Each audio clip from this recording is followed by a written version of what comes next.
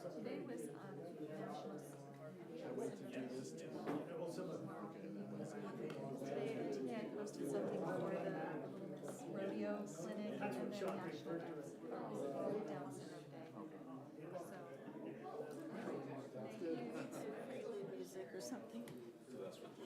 We're starting in seconds.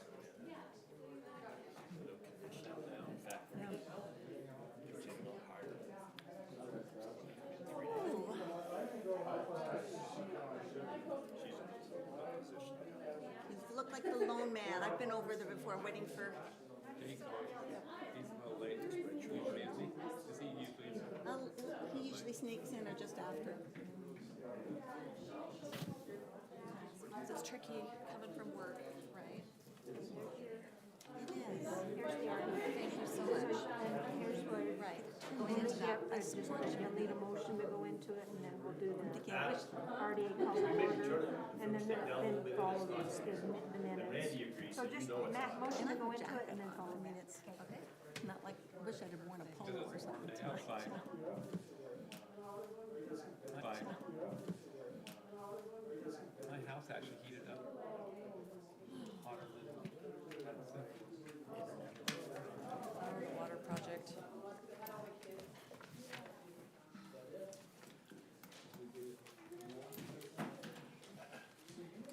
I usually use data, but it just, I had to use it a minute ago.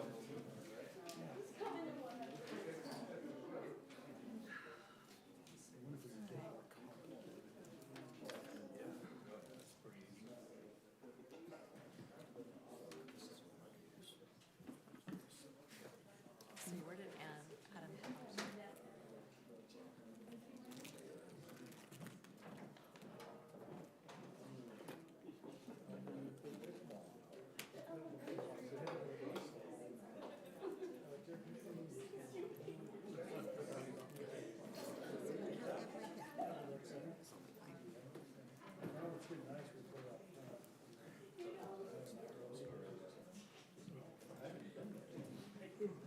Here it is. Here it is. How are you, Jake? Good, how are you? Good.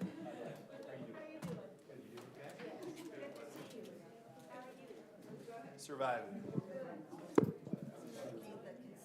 consensus. Straight survival at this point. You doing good? No tie today? Nope, I don't even get that on until 9 tonight.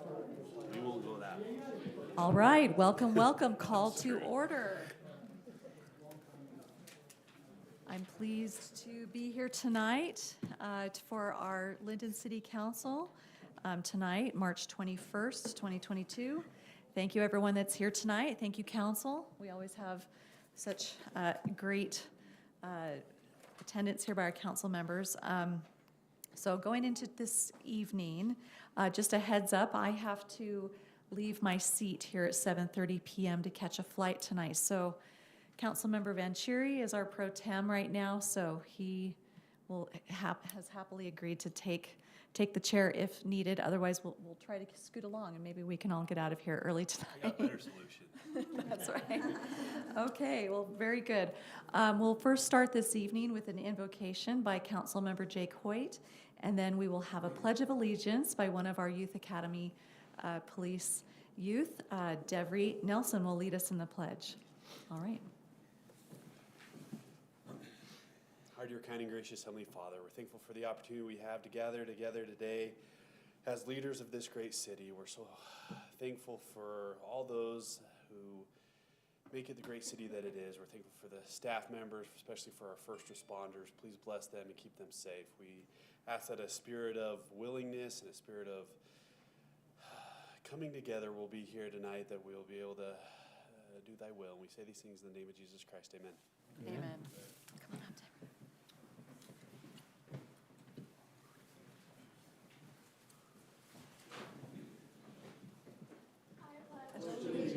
To the flag of the United States of America and to the republic for which it stands, one nation, under God, indivisible, with liberty and justice for all. Thank you so much, Devry. All right, moving forward, we're going to go ahead and have our call to order. our roll call here. I'll start on my right here. Daryl Magley, present. Jake Hoyt, present. Carolyn Lundberg, present. Randy Powell, present. Van Broderick, present. Mike Vancherry, present. Okay, fantastic. Thank you all. Item number 2, this is our presentations and announcements period of time in the meeting, and we have some pretty exciting presentations tonight. I'd like to first invite our Chamber of Commerce forward for a presentation this evening. I don't want to sit down because I might not be able to get back up. Announce your name, your firstborn child's name. Oh, I can do that. Okay. Eric Jensen, President of the Pleasant Grove Lindon Chamber of Commerce. It's great to be here, Mayor and Council. It's always wonderful to stand on this side. I want to say thank you first and foremost for the support of the Lindon Council and Mayor to the Chamber. We've had great leadership and members on our board. We currently have Mike Florence over here. I know he didn't want to get up, but he does such a wonderful job. And then our other Mike Vancherry, thank you for your support. And then Jake, of course, serves as a business member of our board. So we really appreciate everything that goes on in your city and appreciate the support. But why we're really here is a little while ago we had our Business Awards Gala night, and of course we always do the silent auction. And those proceeds we try to give to a great cause or causes. And so I think why we have some youth that are sitting on the back row here tonight are here for a reason. And one of those reasons is because your mayor recommended these 2 wonderful programs to us. Mayor, tell us what the 2 programs are. And then I'm going to invite our past chair up here. Well, I recommended that the gala or the proceeds from the auction support some new youth programs that we're starting here in Lindon City that we're very excited about. One will be a youth city council, which will be mentored by my compadres here on the city council, headed by our lead advisor, Randy Powell. So we're excited that will be a service group that will learn city government and do service throughout the year for the community. And then we also have, that will be starting here shortly in the next few months. So we don't have youth here yet to receive the proceeds from the auction, but I'm really pleased to have, you can see those smart looking blue polos there, some of our Police sharp. Academy youth. They have been doing some amazing activities headed up by our Chief Brower, and I see our Sanchez there, one of our officers. They've been fantastic mentors to these youth, and I really should let them explain kind of what's been happening with their program for a minute. I'll gladly give up the mic. Here we go. I'm Detective Sanchez. Just a little bit about the Youth Academy program. We wanted this to be just a positive experience and a way for us to, as a police department, reach out to the youth here in Lindon. So we put out some applications online, and there's 4 here. We have 9 total who responded, and we accepted them into the academy, and it's been a really positive experience for me. I really didn't know what to expect. I've never done anything like this before with the kids, but they are really teaching me more about myself than I am to them. I'm sure, they don't understand what it means to me, but they show up every Tuesday and Thursday for an hour, usually an hour and a half because we go over the time limit.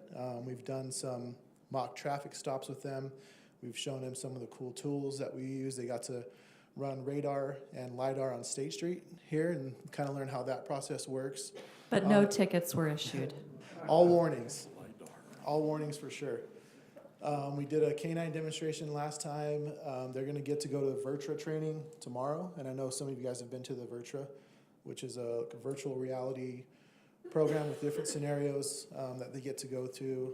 They also got to see some of the other cool tools that we use, a drone, and they'll get to go on a ride along.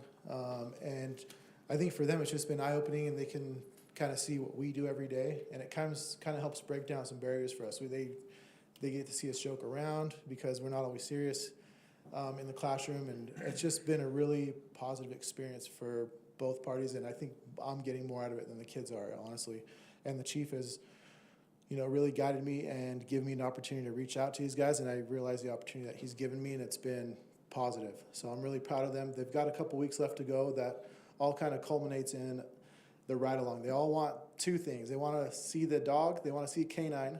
They have the most questions about canines, and they all want to go on the ride along, which will be the last week, and they'll have a little graduation ceremony. So we really appreciate the donation that we're getting tonight. It's going to go a long way. There are some costs that are incurred that it's going to really help us out with. Those sharp-looking polos being one of them, and just some other things that it really is going to help us do with them. So we really appreciate it. Thank you, Detective Sanchez. You're doing fantastic. And I have to acknowledge Alan Walker. He let them tase him last time. Wow.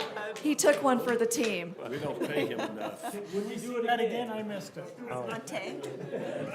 I just want to say that is not on my bucket list, but you checked that one. Good job. Okay. All right.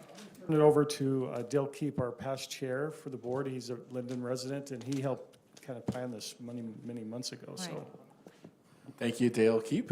I'm a Lindon resident and work in Lindon, so they thought maybe I should present this. I'm a past chair of the chamber, so I've been working with Eric. And the chamber, this year we decided to fundraise for two organizations, one a Pleasant Grove organization and the other, if you could help me undo. Oh, where'd you go, Eric? over here. Help me undo this, Rob.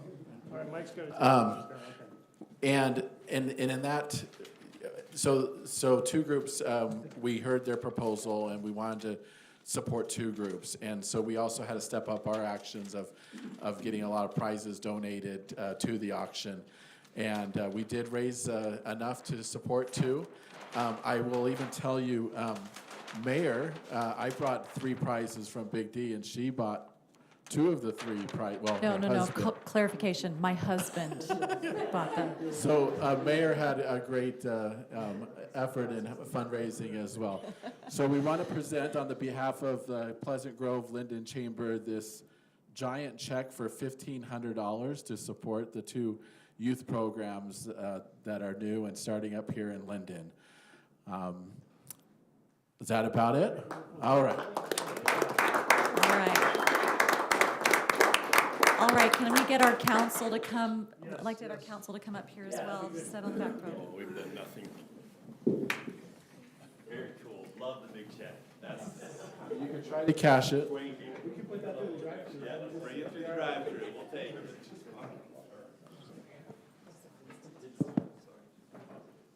Looking good. Almost ready, yeah, not quite. All right, looking good. Let's look over here first. 1, 2, 3. And then look at this one next. All right, there we go. Love the camera, work the camera. There you go, thanks. All right. Thank you, guys.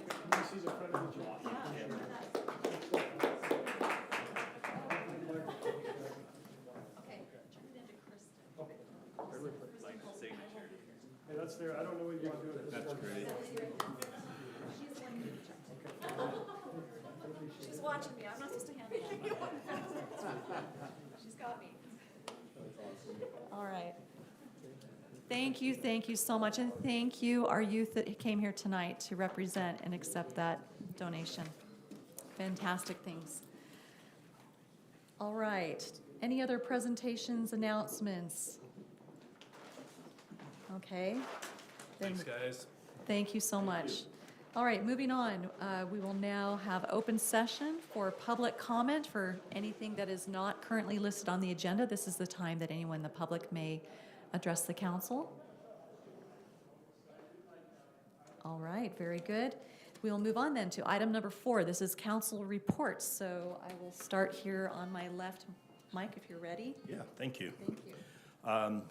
Not a whole lot extraordinary going on. Just returned from the Solid Waste Association of North America, SWANA, in connection with my role at the North Point Solid Waste District.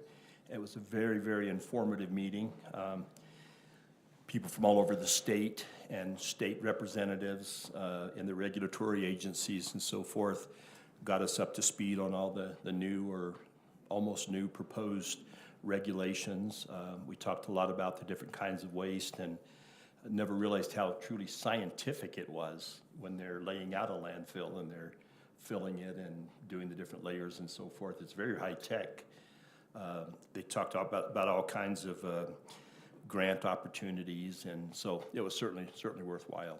And it was down in Springdale, so that was tough duty. It was beautiful down there. It was absolutely gorgeous. So, in terms of the general plan, I think you've seen Mike Florence and Mary have sent out a timeline, a schedule. We're going to be asking citizens and key shareholders or stakeholders to sit on an ad hoc committee to start getting some input. We'll have some public input. We'll have some committee meetings in an effort to move forward on revising our general plan. So I think the way it's laid out is we'll get maximum public participation, and we appreciate that. Had an interesting meeting this morning in our Development Review Committee on streetlights. I had never known, again, there was so much involved in streetlights. It's quite interesting, and I guess probably need to get a life if it's really that interesting, but nonetheless, it was fascinating. We have, again, we've been meeting with a lot of people who are interested in Lindon. We have some things under construction. You saw on the Norton property, they're demolishing some of the residences there, and I'll tell you later, but I got a text from Amy Johnson on some possibilities that she's going to send to you guys. I don't know why she sent it to me, but there looks some good opportunities for the commercial pieces that she mentioned. So other than that, just appreciate what everybody's doing, and thanks for the opportunity to serve. Thank you. Attended the Public Works Engineering meeting with the mayor and Adam and various people from the staff. Won't go into too much there, but always reviewing the projects that are occurring in the city and those that are potential coming up. But good meeting, so I'll just leave it there. Just a couple of things. The Senior Center is offering a opportunity. I think Adam talked about last week. The council has an invitation here for an Easter brunch, so they can get to know the seniors. The seniors want to get to know us as council members. I have the opportunity once a week spending some time with them on Thursdays as we do some cardio work, and they are having an awesome time down there. Lots of good residents, not only just from our community, but even neighboring communities. We've got a few who've enjoyed the company and the services that are offered there. Let's see what else. Oh, I've visited with both Mayor and Adam regarding our setting up of the Mayor's Youth Council, and I'm sure the mayor will talk more about it, but it's exciting to know that Brittany will be, I guess, helping with that. Is that correct, Brittany, what I've understood? So it's still in the process of getting ready to pull the trigger on that real soon, and so anybody that's in a high school age bracket, keep your ear close to the ground to see what's coming soon. And then I guess my last thing would just be asking, as a concern, you brought up the houses that they're tearing down on the Norton property. What is the timeline that they're allowed to keep a project like that open? It just seems like it's such a dangerous situation being left on, hasn't been progress. There's a big hole and then it's kind of been left. And so I'm just curious about public safety on that. Yeah, so they did not follow the process in getting their permits from the Department of Environmental Quality. And so I'm sure the state has put a stop to that because the state will issue you a 10-day window when you can demolish. And so I'm sure that's part of the problem. So with it being left open like that, is there something that they need to do to keep the public out? Yeah, let me ask Phil tomorrow if there's any requirements. I would think that there. Or anything like that. Yeah, it just seems Good. like a public That's very good. nuisance and opportunity for both vandalism and injury, so, and exposure, like you said, to harmful elements. So I just would hope that they would have taken those precautions on their own, so I feel bad that we have to bring it to their attention. So that's all I have. Thank you. All right, thank you, Randy. Yes, thank you to Brittany who helped get our application form kind of set up. This will be going online for the youth council. We're shooting for like April 1st to have that go live on the website, so we'll be taking applications. And then really quickly, the Lake Commission meeting, Mary and I attended that earlier last week, and she took some fantastic notes. I'm sure Van knows this just as well as anybody, being our water representative. Some of the moisture we've had has made it, they said, how did they put it? Slightly less bad. So we're hoping spring is good to us anyway with the precipitation. And I guess the lake, they said, is about 3.7 feet lower than typical. And so there's a lot of interesting things coming with this new lake commission that's been formed by the state legislature. There will be a dedicated $1.5 million in funding from the general fund budget from the state now to use towards the lake. And so figuring out what approaches there can be to help clean the lake is something that they're going to be looking at with that. And then finally, the only other thing I had to make a note, there was a resident that just wanted to express appreciation today that reached out to me regarding the Anderson Farms Park, the hardscape. Things are going in there with the playground and whatnot. And I know we are still working on the soccer field area, or what will be the future soccer field with drainage and whatnot. And also she sent a picture of the freeway barriers that are being put up. So I'd love for Adam to maybe share a little bit about that, but thanks to council members who brought attention to that as a safety issue, and the city is initiating some activity there. I'll let Adam kind of speak to that. I'll share the photo with you guys that she took. And that's all I have for now. I'll move on to Jake. Just a couple quick updates from police and from Parks and Rec. Police, we purchased an e-bike with a grant from a local Lindon business, Fazari, that our officers can go on the trails and also in some of the business areas. That's exciting. Keep an eye out for some of our officers on that. I also think it serves slightly as a way to, as we try to keep and bring in good officers, fun opportunities like that only helps. We had a CERT meeting Saturday and had about 30 community members attend that. Kelly put that on. She does a great job. Parks and Rec, I know hiring, it's a time to just hire. So if we have any members of our community that want to work at the pool, want to work at Parks and Rec, now is that influx to fill those positions. And that's all I got. Thank you.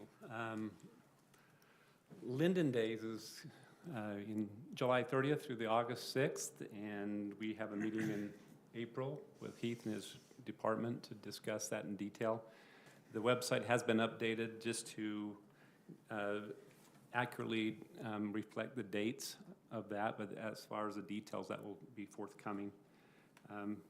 Mayor Lundberg reached out to Jeff Aserson a few weeks ago regarding Grand Marshal, and I chatted with him briefly today, and they graciously accepted that invitation to be our Grand Marshals for Lindon Days, so we're excited about that.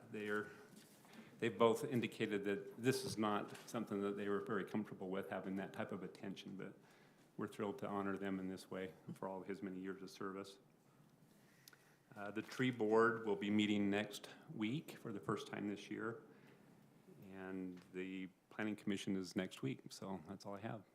Thank you. All right, administrators report. Yeah, just a few quick items. Something that I just wanted to bring to your attention, Juneteenth. June 19th is now officially a state holiday in addition to a federal holiday. In this last legislation, the state approved that as a state paid holiday. We have not done that as a city at this point in time. In fact, we have a city council meeting scheduled on the 20th, which is the observed day. So I just wanted to bring that to your attention. If you look at your schedules, I don't know if any of you have work off that day, and where that may be a holiday that you're planning. So I'll bring that up again. We have a similar number of holidays as state and federal employees currently receive, and so we'll need to discuss that further if that's something else that we want to observe as a city, but we haven't taken any formal action in that regard yet, so. There are a couple other state and federal holidays that we don't observe as a city, where we've made decisions a long time ago, decades ago, to observe 2 days at Thanksgiving and then 2 days at Christmas instead of Columbus, and I believe it's Veterans Day. And so, anyway, just a heads up, look at your calendars and let me know if that's going to be a conflict for anybody. Or if we should not meet on that day and rearrange that meeting. So, on just an FYI, we're exploring, we've talked about this potential stormwater detention basin area on Lakeview Road. We're exploring some continued options there with both the potential Cook property and the Thornton property, and just wanted to give you a heads up. We're still looking at both options, and we've ordered an appraisal for the Cook property. Just met with him, it was the son, Tony, one more time just to see if there's any open doors there. And the mayor, I know, has reached out to them as well, and we'll present that appraisal once it's done to them and see if we can come to some common ground. So that would be a more ideal property than the other one that we've looked at in the past. We just wanted to make sure that that was if it's still a possibility before we rule that out. So just an FYI, I think everybody's aware, but on the secondary water metering, the legislation that was pending did pass in this last session that requires cities to install secondary water metering and have it completed by June of 2030. We are January 1st of 2030. Thank you, Van. And so we are working on a timeline, and we'll be talking about this in a formal discussion item in our next meeting in April, and present to you kind of our thoughts as far as way forward and how we have the public involved in that, and some of the issues that are facing us there. They did update the legislation, now provides for up to 75% of the cost to be applied for through the grant that's been provided in the state. And so we will be submitting something to the state to see if we can amend the approved grant award that we've already received, and get more of that paid for, and so through those state funds. So we'll give you an update in our next meeting. On the freeway fencing down there, so Anderson Farms, so we've contracted with a fence contractor, and Alex and Juan and Heath have been involved with that contractor and getting that moving forward. And so this is not a vehicle barrier. A vehicle would not be stopped. It may be deflected by that. UDOT is also working, they've indicated that they will be putting in a vehicle deflection barrier within the next couple of years. And so so that's something that they've at least agreed to look at, and it sounds like they will put that on their list of projects to fund. But it's certainly better than nothing that we had right now. So this is not how I prefer to do things, but tonight in front of you, down in front of Daryl here, are 3 grant letters of support. We've had this ARPA funding that's come down through the federal government. The county sent out the first week in March a letter to all the cities and said that they have additional funding available through ARPA monies, and the application is due next week. And so they gave 3 weeks to have entities apply for some of this funding. And so Juan has coordinated with Ron Clegg, who has helped us with some of these other grants, and asked for these letters of support. These are all projects that are on our 3 to 5 year plan for public infrastructure. A new culinary well, sewer line replacement on Lakeview and Gilman Lane, and the third one is the connection to the Provo River Aqueduct pipeline on 400 North. That would allow us to pull water from that source instead of the North Union Canal. And so those are all projects that we've talked about in our capital facilities plans that are in the long-range plan. If we can get some money up front, we'll do those projects sooner. But this is not a formal decision. This is a letter of support, and we'll see if we get funding. So if you're okay with that, if you will pass that down and sign that as council members, the mayor's already signed those. I received these today and from Ron, and so I'm sorry, this is not how I would prefer to do that, but I know this is late, so. There's no matching monies involved, it's just monies that are available to do the projects. We are proposing a 50% match. Didn't have a chance to read it, so I don't. Yeah, and so, otherwise, we would be applying, or paying for these fully on our own. And so these would be coming out of our utility enterprise funds, in sewer and water. And so it's money that could be available for these infrastructure projects, so. Let's see, I think that is all I have. Thank you, Mayor. All right, thank you, Adam. Yeah, Yes, Mayor, Susan? you don't need to sign those. That's just individual letters for the I council. passed it to so, Randy, okay. so yes, thank you. Yes, some of these federal funds that are out there, if we can put them to use, in my opinion, that it blesses future generations, it's really future generation money that's been put out there. So anyway, we'll move on to item number 6, approval of the minutes. Any council members have any notes they wanted to make regarding the minutes from? Yes, oops, sorry, go ahead. I have just one quick one. On page 10, line, I don't know what it is. It's spelled wrong, cedar, it says cedary, I think, on like page 10, talking about at Fox Hollow. I don't think I have it in front of me. Page 10 of the minutes, I guess, maybe not. Oh, yes, page 10, line 23. Yep. Cedary. Cedary, just an extra Y, sorry. That's all I found. Any other?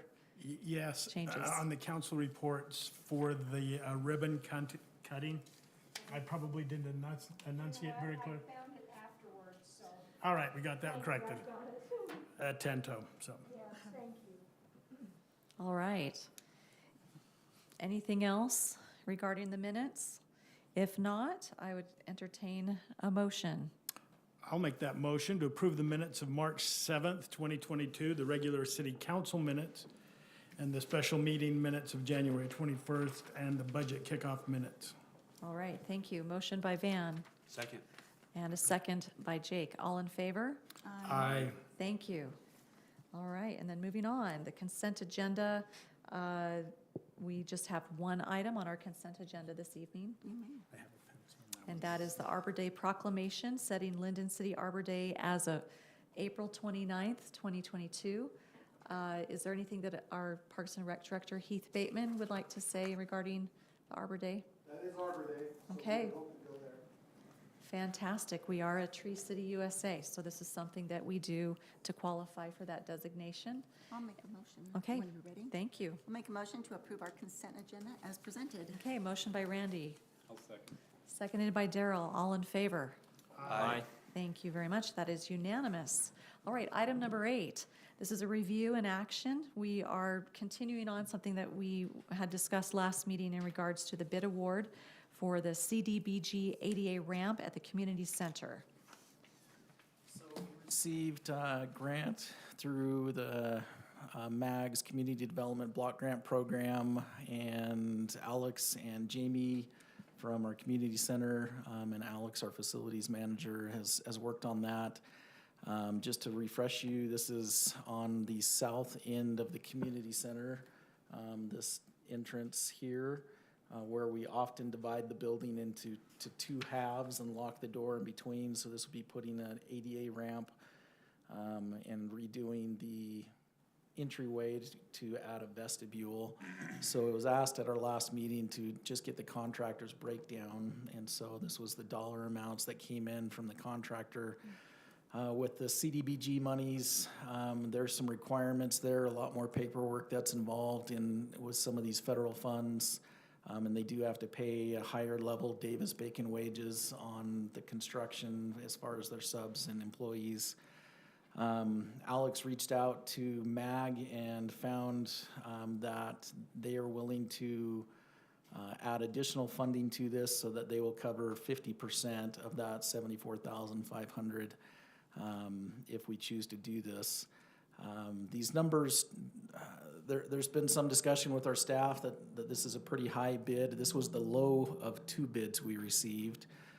Again, some of that is this supervision, CDBG administration type of costs that would be included in this. However, with the offset on that federal grant, there's some feeling from Alex that we may not be able to do this for 37 or less. That would be our portion of that. And so, anything else you want to throw in on that, Alex? No? He's here if you have any questions on that. Van, I'd I think our love your question, input. we were kind of looking at the storefront portion of that.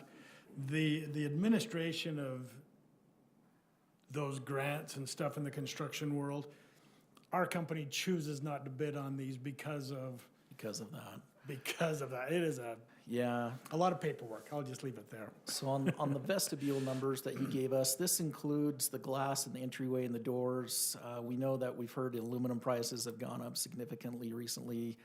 If we were to exclude the vestibule, we would still have several thousand in this line item because the ADA push button and the door opener and some of those things were included in that $21,200. And so that would be reduced if we chose not to do the vestibule, but we would still have a few thousand remaining there. So just looking for your thoughts on how we should proceed on this. Alex or Adam, help me understand where this request is coming from. Is this, are we not currently meeting ADA requirements? I know that we've already got 2 ramps on this building. This is a 3rd ramp. This is, as Adam mentioned, sometimes when we reserve the building at night, the building is split in half. And so the only ADA access to the building on the south half is on that south door. And it's a very narrow, hard to reach entrance where most people are going through this entrance. So this is just to make it a lot more convenient to people with challenges of getting in the building, of being a closer entrance.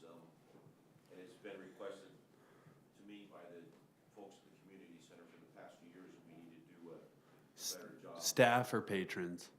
Staff, from patrons through staff to me. And the vestibule as well, so it's patron-driven through staff. They're requesting these things. Yes, sir.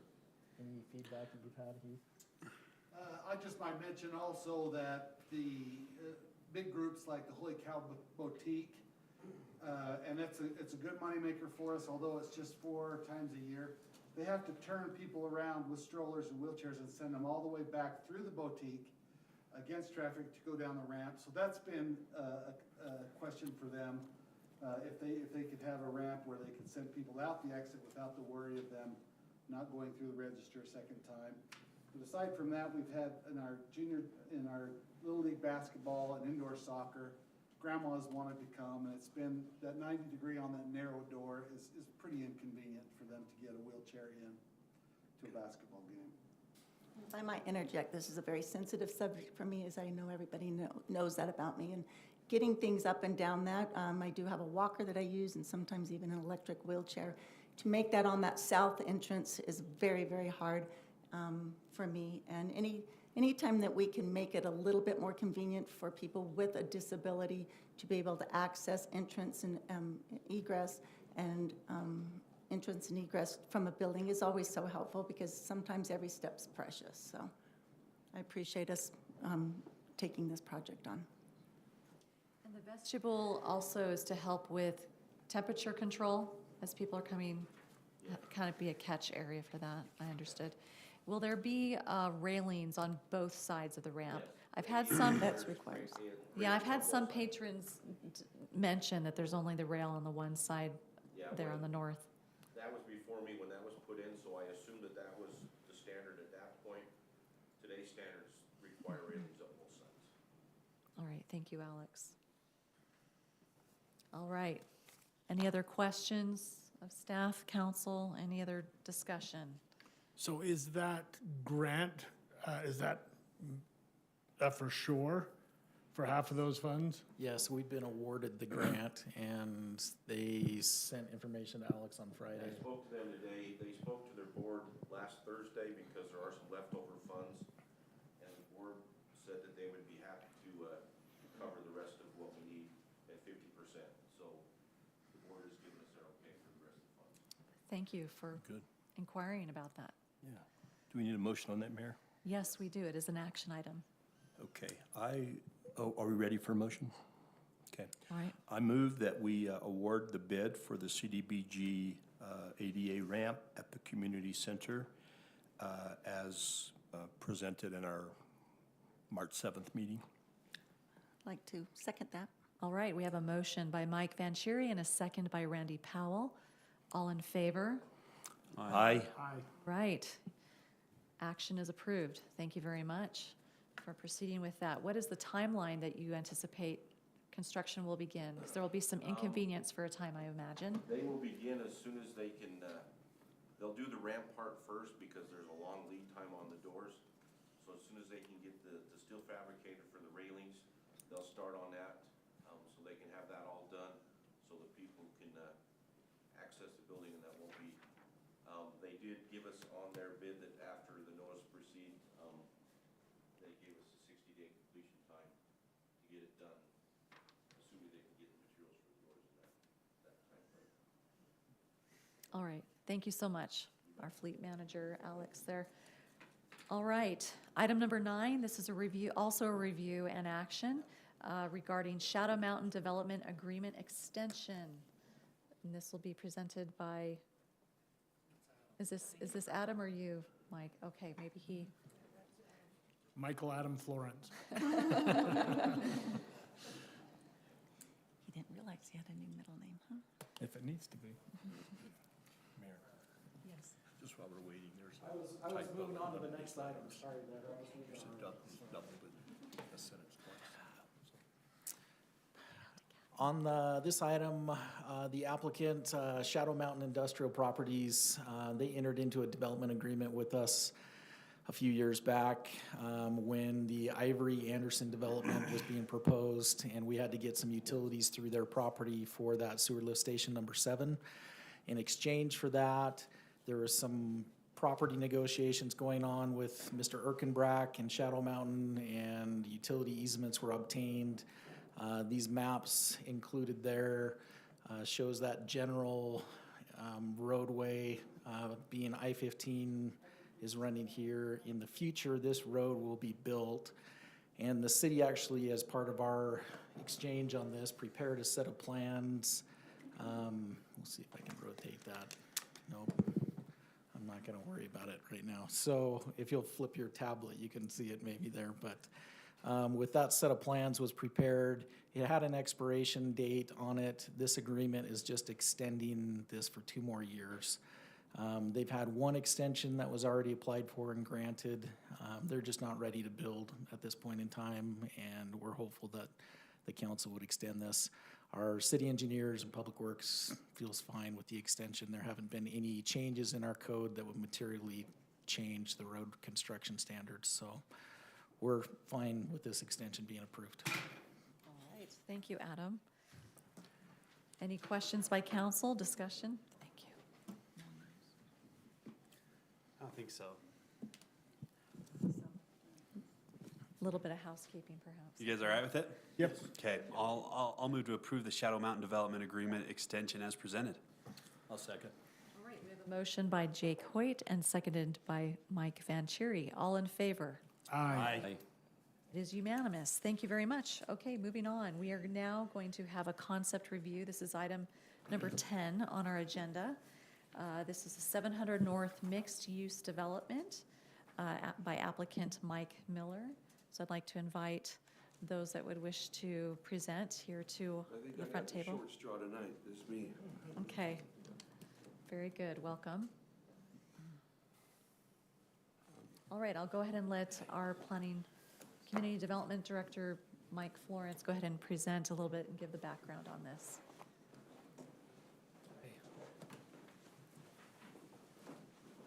Brought the whole crew, huh? We put a detour sign out front, just kind of. I just want to give a brief introduction real quick. These concept plans are for general feedback from the council. You're not making any decisions tonight. And so this is just providing some feedback. This is our first real proposal that we've had for that north side of 700 North. And so we're excited to receive some feedback from the council and the mayor this evening. I wanted to point out a couple things. So the north side of 700 North is 37 acres approximately. Mr. Miller has 20 of those acres. So the east half of the north side under contract. So this map here is from our 700 North master plan. This area is, we called out different districts in that master plan. So the red is the flexible area. We didn't want to get so specific in the master plan. So this is kind of more just open, flexible area. The area here on this north side is our TOD core. So one of two little bit more compact areas for development. And then we also have the town center area on the south side. And so in your staff report, I provided, kind of the visions, what we came up with for the 700 North master plan and the TOD/core area. I also provided for you the different goals that we have for the 700 North project. We split those into enhancing the 700 North corridor as a gateway, supporting future transit, creating a walkable town center, and supporting economic development. So with that, if you don't have any other questions for me, I will turn the time over to Mr. Miller, and he's got a presentation prepared.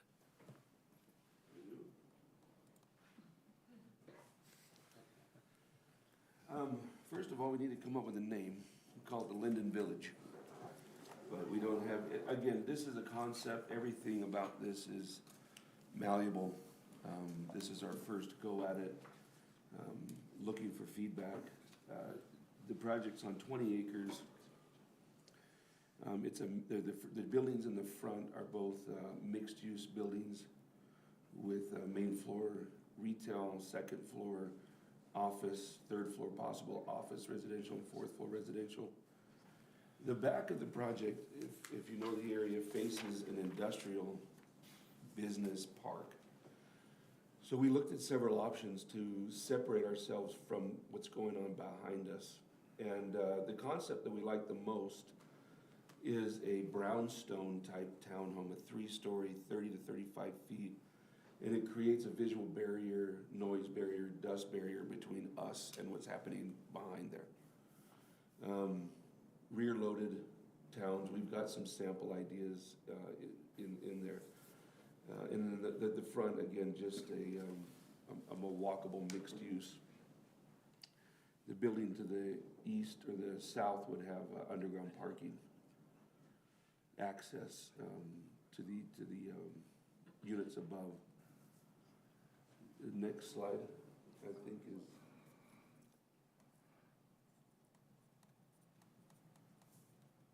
okay. Then you can see one of the comments we had early on was that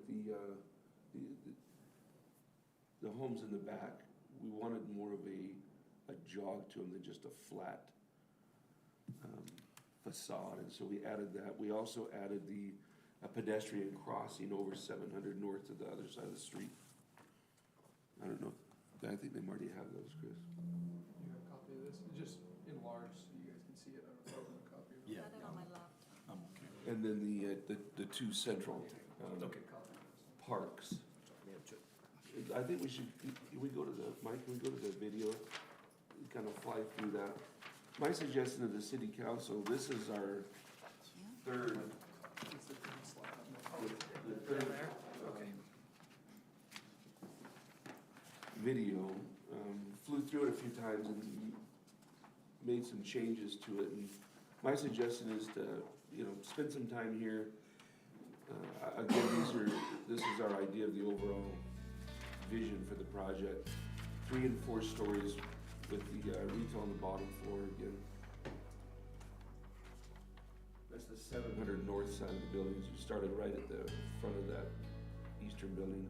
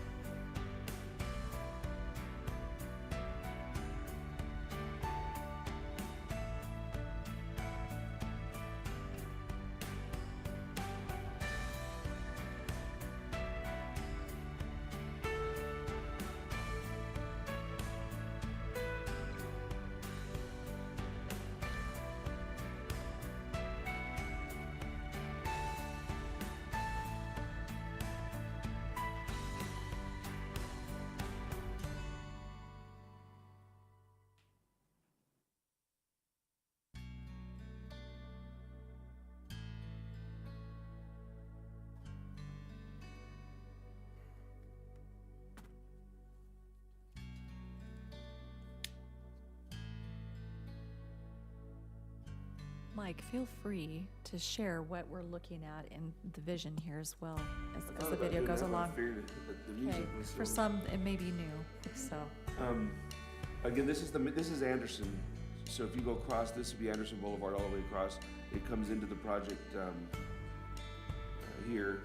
So that'd be a central feature as you drive in. The buildings to the right of the screen are the brownstones. And then the building that we just ran around, that is a single building, whereas these coming up on the left now are 2 buildings, and they provide more of a internal walkway.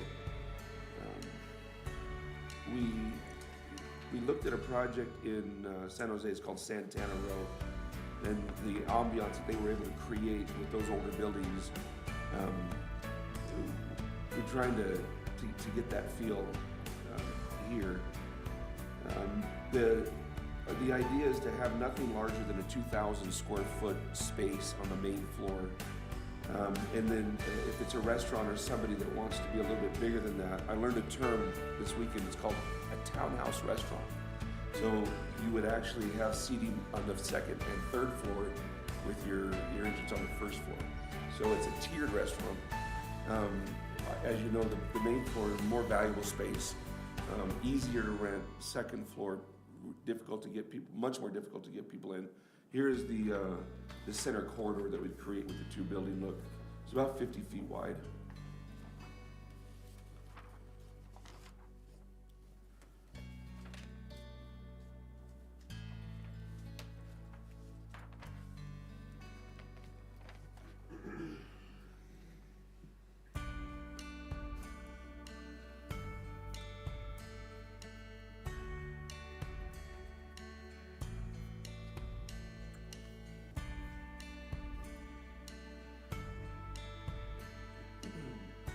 So the idea is to have not only the main floor ambiance, but anytime you add floors above you, vertically integrating office, residential, there's much. For example, if you go, let's say you've got friends, family coming into town, where do you go in Utah? You walk around, grab a bite to eat, maybe an ice cream, and just walk. Park City Main Street. You're going to Park City, you probably want to take your visitors down Park City Main Street.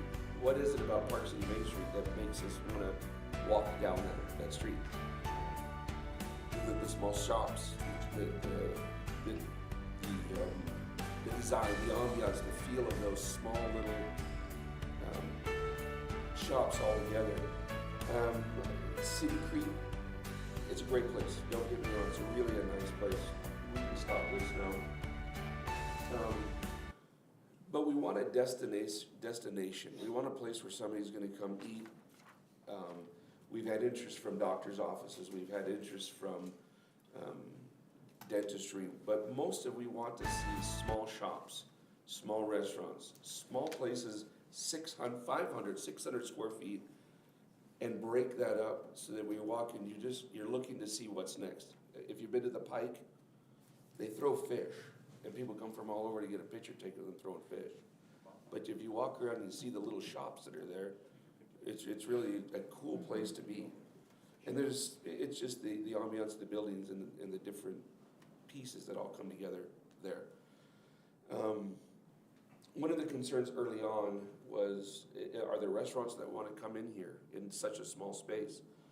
So we went out and talked for the last 3 weeks to different restaurants.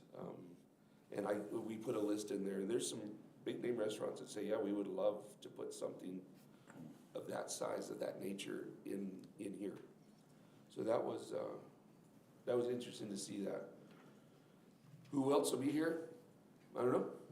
I really don't know, but I think there's gonna be quite a few shops, and you know, if we need to start marking that early on, we will come back to the city council and say, okay, we've got this group of people that like to be in here. Do I see Dick's Sporting Goods here? No. Lululemon? Probably not. But other smaller shops that are interesting. There's a lot of people in Lindon who have wares that they've created or built or designed and have no place to showcase them, show them off. But if we offer a 300 square foot little boutique store, they can be here. Another big piece of feedback we got early on, residential here.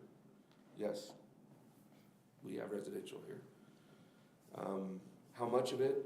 I made you a promise I'd come back. I don't have those numbers yet. We're still way early in design, but my hope is that as you walk through here and I point out a window, you won't be able to tell if that's an office or a residence. That's my hope, and I think that we'd be able to do that. Anyways, this is the direction we're headed, and we would like some feedback early on as possible. That's why we're here, and say, you know, maybe somebody's got a better idea of what we can do to curtain off that industrial behind us.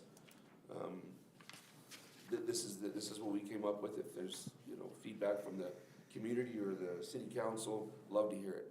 Or maybe it's a mixture of different things. Anyways, where's the next? Do you have a picture of that Santana Row? You see kind of over. Keep going. That's just kind of highlights where the. Okay, so this is what we're looking at as far as those brownstones on the east side. Something like this, where you walk up to your first floor living. What that does is it separates public from private by just giving it 5 feet of elevation. You know, this is our private home. That's the public walkway, and not doing it with a big front yard. That's Santana Row in San Jose. You can see they've got 3 floors, 2 floors in some buildings of, the balconies are residential, the other windows, really hard to tell what use is in there, probably an office. But this is what we're trying to do. What would the size of the brownstones be? Oh, that would be a great question. 1,500 to 2,000 square feet. 2-car garage, 3-bedroom, 2-bath, 3-story. And all of them, 3 stories all the way up, you're not going to section some of those out for apartments or all just a townhome? Apartments would be separate. Yeah, the And this apartments is- would be, again, in talking with the mayor early on, we're nervous, we want it upscale. And so one of the solutions to that is sell it, make it all for sale. So instead of having a rental product, so these would be the back, the brownstones would be for sale. Okay. We would condominiumize the apartments above the retail, so those would also be for sale. Okay. There would be underground parking on the southeastern building where you would elevator access from the parking garage straight up to the units above. For the apartments. For the apartments, yeah. Let's say for fun, it's nice, you know, we've talked about having the boutique shops and the nice, you know, restaurants, niche restaurants and so forth. Do you think there's such a thing as having too many specialty shops?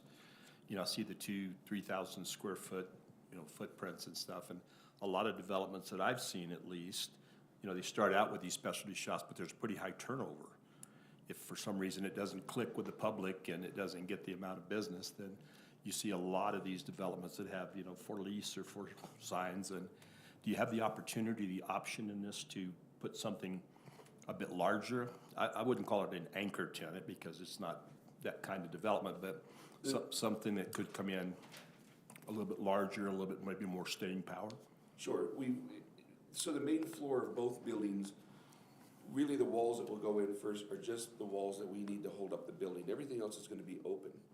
And from there, we can cut it up as we, obviously, we've got plenty of time to look for tenants. And in that time, we will start sectioning that building out, and the spaces that aren't, we'll leave open so that we can tailor what we want to do underneath for that customer. I think it's a lot easier to go, if I lose a tenant in 1,000 square foot than I would from a 10,000 square foot. That's a much more difficult tenant to get in 10,000. Agreed. For example, Shops at Riverwoods, neighbors of mine that did that project.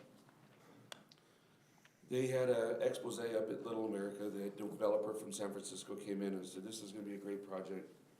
They had Dick's Sporting Goods and a huge Gap store, and they were big. Public, And it was just so far off the beaten path.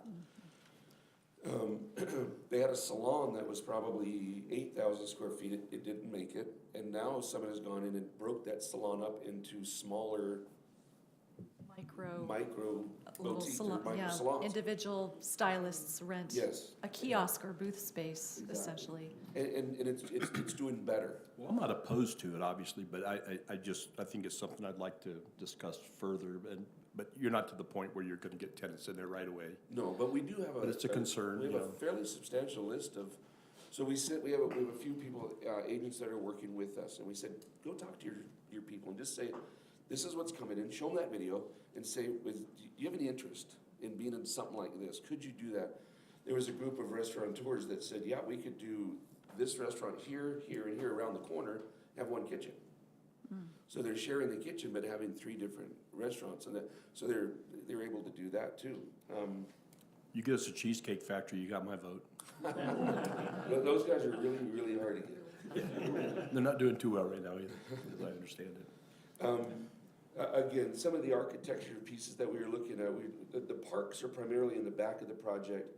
One of the comments that we had was, can we, in driving by this project, can we see into the parks? Is there something that we can grab? And so we're looking at possibly putting an archway in that would take up the bottom 2 floors, something similar to that would bring the park through the building out onto 700 North. So let's say we have some inclement weather, you can be in the park and then come underneath this little piece there and enjoy whatever you were doing in the park ahead of that. And again, the design of the buildings is, you know, we took some liberties with that video to get it in front of you to see, this is what we want to create on a larger scale. But we can sit and meet with the council and our design group to really come up with a building that fits what you guys see in your minds. I like to see something a little more broke up like this than to have a one design feature the whole building look like a mall. I don't want that. I want it to be and feel like Santana Row. That's what and I know those guys started with those buildings, you know, 80 years ago, you know, and they worked with what they had, but I think that we can simulate a lot of that with what we can do. I have one more thought, if you don't mind. Please. I know you've got a big heart, obviously, and I don't understand the concept of the walkway across. I mean, what does that do for you? It's gonna cost a lot of money and. It does, but I also believe that this right here, I hope creates a anchor where other uses want to come in. It'd be nice to see some sort of a pavilion or a dugout amphitheater that the city would provide, maybe even across the street or next to us here, where you guys could have some local get-togethers, which would help us as well. Imagine all of our residents in Anderson Farms and Fieldstone Homes having a walkable ability to get there walking across the You're right. corridor, yeah. We would probably come to some agreement with you that we'll throw in X amount of money, you guys add to it. Because there's some very simple walkways that we can put in I that, think that's where I was headed. I just, in my mind, I just couldn't see I know you want people from that south side, and I know Absolutely. that's where a lot of the rooftops are and stuff. Absolutely. But that's a lot of expense for, if you We'll build work it, out a deal. if you build it, they'll We'll come. come up with a Well, deal. and that's what I was headed for. I figured that might be the case, is we could, you'd suggest something Yeah. as a partnership, but, okay. something that the mayor can hang a welcome Lindon signs on, or Lindon Day sign. It's something that, because it is an Brings interesting the town. character to the community as our gateway. Yeah. But we'll have to, again, these are big ideas, Yeah. high level. UDOT obviously has to be very much part of this conversation. And it's right there So- next to an intersection, so it's gonna be, you can have lights on it, it's gonna be quite a setup. Yeah. But we are interested in playing a piece of that, or all of it if the city, if we're, whatever it takes. So Mike, talk to me about the open air concept, having lived several years in San Jose and know the Santana Row area pretty well, that 280, 880 corridor, and I've spent quite a bit of time on A lot Google. warmer there than it is here. It is, and so the open air concept and how you perceive that being accepted here, I'm not opposed to just looking at your vision for that. It's like you say, the climate is a lot warmer there. It is. So I live a block from the shops at Riverwoods. I have 6 children. My wife and I spend some time there, as you can imagine. They've done a few things to enhance it. It is, when it's snowing, it's snowing. There's not much we can do about that except make sure that it gets cleaned off quick. But they've got these little fire features around. And the stores, the problem there is that they don't have as many stores as close together as I envision this having. And at night, you have some restaurants, and you have the chocolate factory, which is really all I need. But there's very few other stores that we would really want to take our friends down to and say, hey, you got to see this, we got to walk this. I think for the most part that the restaurants, if they're going to have any open seating, outdoor seating, they're probably going to have to do something like True Religion did with that outside porch. They've got their plastic, they drop down, they heat that in the wintertime, and then in the summertime that all goes back up into the ceiling. And so we would probably rely on our restaurants to figure out, on a really cold day, how that's gonna happen. Maybe they don't come outside on days like that, but. Well, I have to echo how you feel about Riverwoods. My husband and I have been doing our best to make sure we spend tax dollars down there. I'm sorry, Lyndon, but we love the atmosphere, and we've always loved the concept and tried to make sure we patronize them. But I would agree that their shops do not integrate well with each other. It's hard to have the excitement that you wish to have, and we do our best to have a family party or whatnot, but we're just not quite getting what we're looking for. I'd be really excited if this could be pulled off in that manner. If you've walked the Gateway lately, it's actually evolving as well. Correct. They used to have another Dick's Sporting Goods, a massive shop there, and a lot of the stores are bigger. And when City Creek wasn't there, it actually did really well, because that's where you would go shop and walk. But they're starting to cut those shops up. They're starting Smaller. to, I have to say that I so appreciate this type of a presentation. I spent quite a few times, I watched it several times and enjoyed it even here tonight. I would encourage anybody who's still curious about it. I spent some time on Google Maps, and they have some really good 360 pictures that you can go through and watch, look at the Santana Row and get a better feel of what it is. They've had looks like some little mini concerts or something like that, people enjoying the grass, and a lot of different opportunities I could see being available to us here in a situation like that. So I guess my concerns would be outside of this, how we're then handling the housing component, because you guys are professionals. I can see your vision for this and wanting to make this work for us. It's just then how does that parlay into our concerns for how you're going to handle the housing and how that is appealing to us. I understand. And if we were to turn this into a commercial project to the roof, the parking is going to have to grow.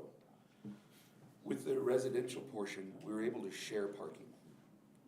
Not a lot of it, I think we're at 19%. Right now, I think we're at 15 is on there.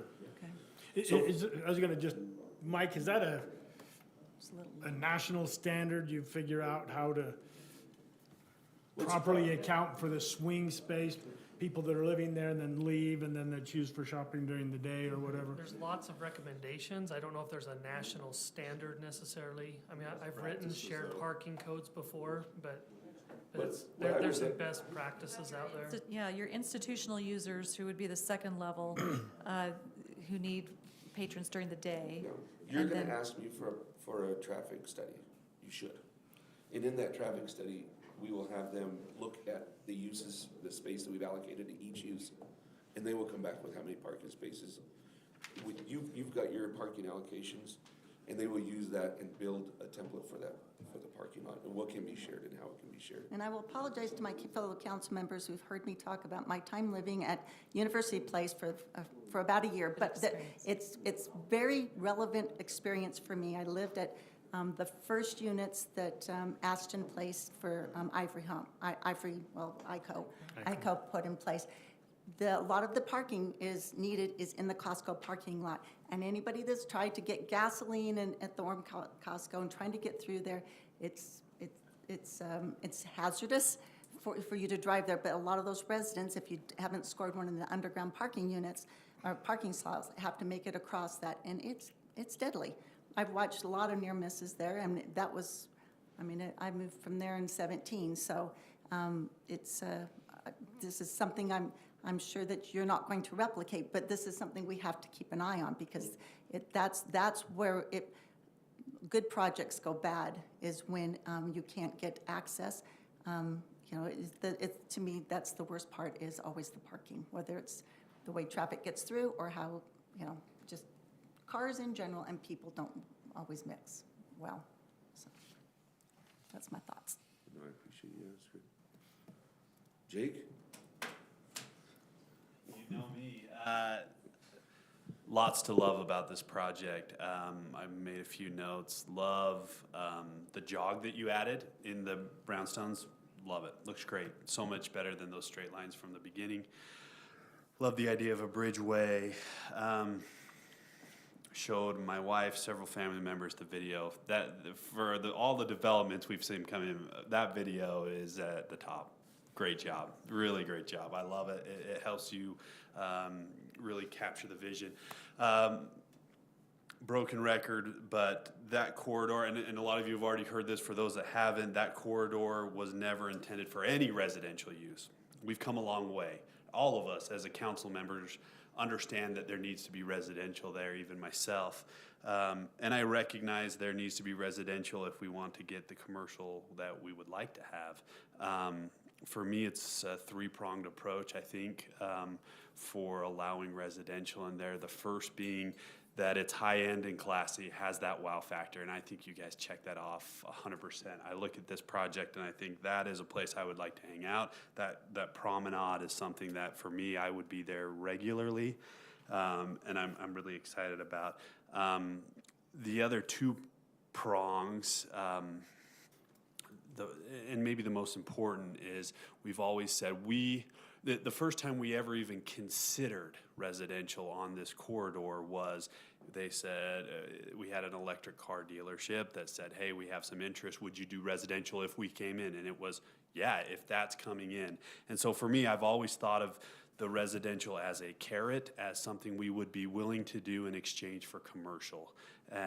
And so I guess when we met 3 weeks ago, we had Big Shots Golf, we had the training gym. So my question is, I understand Big Shots is out. If I may? Please, Mike. Okay, so Big Shots pulled their offer as soon as Topgolf actually broke ground in Vegas. Now, the timing of that, they wanted to hurry up and break ground before that happened, but I don't see that ever happening. Those guys are in the ground, and to be at that level of Entitlements, yeah. I mean, they were months and months and months ahead of where Big Shots could have possibly been. So Sure. That deal may have been dead before it even got signed. So sorry about that. We have an offer. offer, and we are probably within a few hours of making that. We've sent over red lines, they've sent over red lines, and it's from JVO. It's the guys that did the Kitchen 88 shopping center thing on 500 East. They've done another one in Saratoga Springs and another one, I can't recall where that one's at, but he's done a number of these. They're all retail, shopping, restaurant, and he has a number of vendors that follow him. So that's his plan. He's got an offer on 3¼ acres that is right next to Mike's. So it'll be a nice add-on to it. It'll bring a lot more traffic to it. If what we have going with the next door neighbor doesn't work, we're still working on that one. We're not 100% sure, Skylar and I are both talking about this, whether that one's going to work for the project or not. If that doesn't work, Jared has said he will take the other 4 acres that they don't take. So that would bump his project from 3¼ to 7¼ adding to the commercial on the site. Then Mike has pictures that came over today from the training room guys that are doing the gym and also some retail. Now, they know they're gonna do the gym first, and as soon as they have the budget for the other, they think maybe it might be 6 months or so after they completed the gym that the other one will start going up. Well, not everybody. Jake saw the pictures, Carolyn saw them, and Van saw them, but they were a one-dimensional drawing. Quite honestly, everybody in the room, including James, agreed that they were ugly as ugly we get.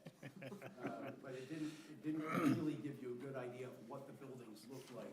This 3D rendering gives you a much nicer idea of what those buildings are look like. They're not really, they don't really go along really well with what Mike's doing, but they're so far away on the other end of this 0.6 of a mile long project that I think there'll be a nice end cap to what's going on just the rest of the way down that road. And they're a really pretty building. They've got some nice touches to them. They don't look like the 24-hour fitness center in Provo. Not that ugly brown brick and a gym. And it's more of an upscale gym. It's not like your just regular everyday Gosser goals kind of thing. Maybe training, things like that. It's more of a, I'd have to say more of a hobbyist type gym from what's been described to me. Yeah. Mike, I may be wrong here, but it seems to me that some of the tenants you're courting are some of the people that wouldn't necessarily require rooftops as part of their commitment to come into The JVO guys were excited when they heard about what Mike was doing. The gym, not necessarily. Yeah, that's what I'm saying. So maybe in the course of the development, it might be diluted, the rooftops might be diluted somewhat. I know that's a concern, is the number of rooftops, certainly. That's a little bit of a concern for me, not as much as some on the council, but I think the important thing for me is they don't look like there's that many residences there. That it can be handled in such a way where there's not the congestion, there's not the Costco scenario, so. Do you anticipate JVO requesting residential as well? It'd be straight commercial. They will just do commercial. Okay. He said it will be very similar to what they've done on 500 East and American Fork. I've driven it, it's all commercial. Right. There's shops, lots of restaurants, lots of smaller restaurants in there that are, I'd say, upcoming chains. I've noticed names of, restaurants there as well as up at Traverse Mountain that are similar, or the same restaurant. Perfect. So, and they come with these people in tow. So when he will bring a development in, he'll automatically know who's going to be coming in to do that. I'm wondering if, we may get a K-88 in there, or Kitchen 88. The only challenge, I think, to that would be the fact that they're so close in American Fork. But this is a completely different dynamic. We don't have the food here that we need to have here because of all the doTERRA businesses, everything else. There's a ton of office in Pleasant Grove, and there's not nearly enough restaurants to support it, especially during lunch. You go into any one of those places, and you're barely going to get served before your lunch hour's up if you've got a lunch hour. Yeah, I agree. thanks for that update. I'm lucky though, when I walk in, I always yell, shortest to tallest, so I'm always in front of the line. That's awesome. That's awesome. All right, we have a couple other council members. Any questions, comments? Yeah, Mike, thank you and your team from your first discussion and being agreeable to work with. The changes that you've made here look fantastic. Really pleased with the things that you're doing here, the overall look and the feel.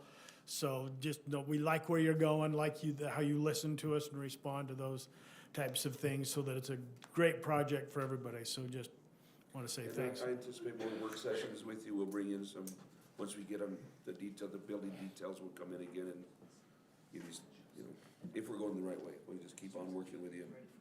How many, now, the residential on that back dividing area, are your garages are in the back, are they double cars, as we had talked? So thank you. Yeah, we had we were singles to Some begin two, with. maybe someone, or? They'll all be two-car garages and also have 2 parking spaces in the driveway, so they'll each accommodate 4 cars per unit. That way there won't be any spillover from that over into the other area. And another thing, on the deed will also,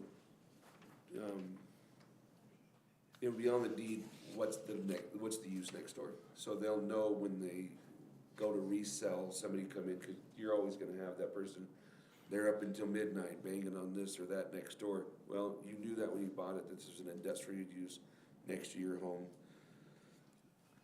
It is an issue, and that's why we have to have something that stops that bleed over into that, and this is our solution. But it'll also be recorded on the deed that they know they're buying next to industrial. So we don't have that fight again and again and again. Is your underground parking for? For the mayor. You have 108 more cars to get. Just on you're talking about the east building, which would be the high-end Yeah. condominiums. Yeah. Okay. For the residential component of that. Residential. Yeah, like that component too, like the archways looking into the park areas. Nice touch. One thing I might add with the residents, I know there's a little bit of concern about that, but if you think of I just barely got back from a trip in Ireland. Extremely cold over there still. We were in Dublin. Streets are just packed with people. There's just a fun energy. It's like that in Italy. It's like that in Greece, wherever we go over there. When you have that residential element up there, there's just more people kind of in the promenade. And I think that in of itself kind of brings people out, I know the concern was the open air, but it's cold over there. I mean, I had 3 layers on, I had a scarf, I had, 2 hats on. I mean, it was cold, but it was that energy, just like people feed off of it, and it's fun, I just want you to be successful. That's the only reason I asked that, so. One of the big misses at Shops at Riverwoods is that it is a mixed-use project, but the residential is 4 football fields away from the commercial. Is It's another not one of the big integrated. misses. Well, good. Going after kind of a classic, I mean, I think what we all would love to see is something that serves, daily needs. So you have that daytime and evening entertainment and that synergy and that energy, keeping it live. We've met with 2 grocery Yeah. stores who are interested in having a small, Like an anchor grocer would be really essential. on a So smaller scale though, just something that would support essentially who's living there. one of the things we talked about, a lot of people that live in this type of living style have pets. Do we have a dog park, enclosed dog park called out on here yet? That's on the industrial side. Okay. Where the transfer. You're gonna walk behind They're gonna there, need to there's gonna take- be a grass in the back. We will have that. We will- Yeah, so it'll be fenced off just for it starts grass, and then you have to re-sod that every year, they just destroy it. I did a project in American Fort that's got, the most successful part of that project are the pickleball courts and the dog parks. It's, All right. Councilmember Magleby, anything you'd like to add or ask? I'm impressed. I was on the city council 4 years ago, and then I left to go to a warmer climate in Scotland. And I know then there was a lot of interest in what was going to happen there, and I know that Mayor Lundberg was highly involved in that. And if the council and Mayor Lundberg are this impressed, my additional research on this would probably bring the same result. I'm impressed with what I've seen tonight. Thank you. Thank you.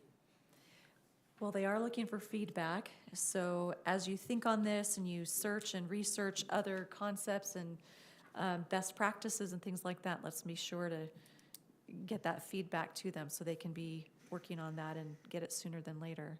Mayor, if I could, just real quick, based on square footage that we talked about 3 meetings ago, looks about 300,000 of housing square footage, about 188 of retail and office. That's about a 63-37 split. That's still a lot for me. I don't want to let you leave without knowing that I am still hesitant, and as we talked, you mentioned we could come back with some numbers. So anyways, I don't want to go down this road thinking that I'm there. Yes, Randy? I think the other thing that we're trying to do with this whole concept is that it's an overall project that we're really talking about, not just this project.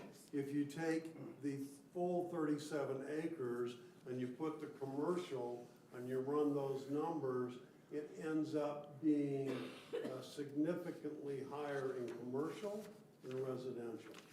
I agree, and that's why I mentioned in the first place that we use the residential as the carrot. How many of these other guys that are gonna come in will want to do residential, which is why it's a little difficult. And in some cases along our State Street corridor, we required a post-performance or performance at the same time for the commercial to go in at the same time as the housing, just to ensure we don't end up with, you know, a possibility of 300 additional residential units with no new commercial, which is what we don't want, which is really what we feel like we got from Ivory, which was, hey, put rooftops in and we guarantee commercial, and we've had 0. So. Jake, Skylar and I both are marketing, obviously, the entire project. The remaining portion after Mike's, we have told every single person calling, because there's been a considerable amount of people that called and want to do residential. We tell every single one of them, no, residential is already taken, there's nothing left in residential. Everything that is left is only commercial, period. Yeah. We won't even entertain anything for another. I think that was my point about it being diluted over the entire project. We told every single person that's called on that remaining Yeah. 16 acres, 17 acres, that there's absolutely no commercial or any residential in there whatsoever. With that being said, we'll work together. Awesome. You have my word that you and I'll meet several times before this is done, so you understand. Because it might be that these are bigger units, especially the ones in the back, so your square footage totals might be not a door number. You know, the doors might be. We might get less doors and more square footage just because that they're gonna be more possibility, yeah. gracious-sized Yeah. homes. And one of the things too that I just have to give kudos is, these guys are saying, yeah, sure, we'll make these owner-occupied, predominantly owner-occupied. This will be for sale for people to own in Lindon. It's not gonna be a predominantly rental product. So I found that very encouraging. We'll have vested community members who will really make this, you know, typical. One of the large builders in the state told me that their typical turnover rate they have many projects throughout the state that are for leases, about 18 months is their typical turnover on leases. So for me, that's a big piece of this, that we have predominantly residents who are here to stay, so. For me, that's probably number 1 on my list of priorities, and appreciation, have to express that you're marketing this as a for sale product, not a for lease. Just the residential, the retail will be kept under one. No, yeah, I just mean people being able to purchase something, and in this time and history, it's kind of a rare commodity, so thank you for We putting have that had a forward. couple interested parties in the corners. You see the little taller corners. They wanted that entire building as maybe a medical, you know, one doctor. Penthouse suite on the top. For the doctor and his nurse, but we're Uh-oh. separate corners. But no, they wanted the entire building as a medical building, and so some of that residential that we calculated on the top floor would disappear if we sold those corners to a full commercial user. Yeah. So in that case, those would be sold to another user. Sorry about the joke about the doctor. Maybe if I could just Yes, say a couple things absolutely. real quick. So there's a lot of zoning work that has to happen. The current Lindon Village zone is, as you know, splits the property up into 5-acre parcels. You've got to have a commercial tenant on the corner. It doesn't allow residential, and so that's something we need to work out, is changing the zoning. Do we use a development agreement? Do we, we need to figure out that mechanism to be able to move forward on a project like this, so. And if I remember correctly, the 5-acre callouts or districts was more if this developed in a piecemeal fashion. We wanted to make sure that those little districts had proper connectivity and flow and called out what elements we wanted to be. And so when you're working with more of a master development kind of an idea, I think this gives us a lot more ability to create overall what the goals are in the vision. Would it be a development agreement then, not a zone? I don't know. You'll still have to change the zoning. You still have to change the zoning ordinance.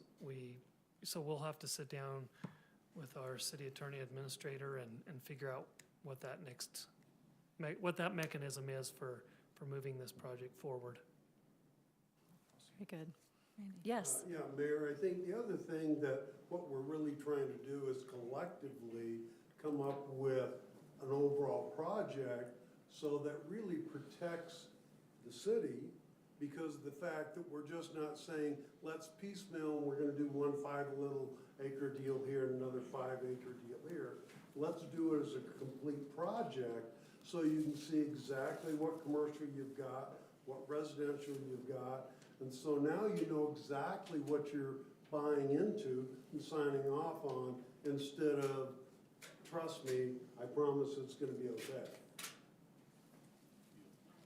Noted. All right, any other comments, feedback? Okay, there's no formal approvals or motions are to be provided tonight, but we hope that gave you some feedback, and any additional comments will funnel through Mike Florence and get those to you. Thank you very much. Thank you, gentlemen. All right, we're on to item number 11. This is a public hearing regarding the fiscal year 2021 to 2022 budget and fee schedule amendment. And we do first need to open a public hearing. Make a motion to open a public hearing. Okay, motioned by, If I could I request that we jump to our RDA agenda before you leave? I would like you to be Okay, here for this absolutely. Doug Smith discussion. Okay, And they are very later good. on the agenda than we might make, and so I make a motion then to amend our agenda, so do you need that? go to the RDA agenda, Yes. so we would need to actually, Kathy, are you okay with that? that's agenda number, Okay. item number So you need- 13. You need a motion to amend the Motion agenda. to adjourn the city council meeting. But do we and- need- Motion to amend Do we need to the amend agenda. the agenda? procedure order. We usually You have in want the that by past. motion? Okay. So I'll motion to that. Okay, motion to move to temporarily move to item number 13. Do we have a second? Second. Okay, all in favor? Aye. All right, we'll move now to item number 13 on the agenda. This is a recess to the Lindon City Redevelopment Agency. I'll make a motion then to close city council. Okay. And leave city council and open the RDA. All right, a motion by Randy, I'll second that. seconded by Daryl. All in favor? Aye. Aye, thank you very much. All right, so we now will need to have a recess motion there to convene as the Lindon City RDA. I think that's what that was, wasn't it? That's what you just did. She just did that. I think that's what we Okay, just did. We're so Now we in just need a roll that, the next thing we do is our RDA call to order. So we'll have each council member say aye. In that, I think in the past, we've done an aye one by one, so we have to do a roll call. Just a roll call. yeah. Right, individual roll call. We'll start over here with you, Mike. Mike Vanchery, aye. Van Broderick, aye. Randy Powell? Aye. Just present. Carolyn Lundberg, aye. Jake Hoyt, aye. Daryl McElby, aye. Okay, we have our roll call. All right, we will now review the RDA minutes and agenda items. Am I moving along correctly, Adam? You're looking at You me? know what, if you're okay, just jumping right to number 5, and we'll circle back to Okay. that, if that's okay, Mayor. Very good. Shoot away. Do we Let's need it. to amend that? Okay, so we've just done the call to order. We will now direct ourselves to number 5, which is a discussion item in the RDA. Did I lose Mike Florence? I did, so. I'm gonna have Mike sit down and It explain probably kind of what's won't going take too on. long to go through the minutes from October he's here. 4th and whatnot. You'd like to Okay. do that? That's just fine. Yep. I'm just trying to be sensitive with when you need to leave, When do you so. All right, Mayor? 7:30. I'll make a motion to approve the RDA minutes of October 4th, 2021. Okay, motion by Jake, seconded by Van. All in favor? Aye. Aye, it is unanimous. All right. You feel like we need to jump to 5, or shall we proceed as laid out on the agenda? Let's jump to 5. All so right, we very can good. have plenty of time to talk that through, so. All Is that right. okay? Council, all right? Yes, let's do it. We'll go ahead and do item number 5, discussion item, the new CRA area with Doug Smith Auto Group. Okay.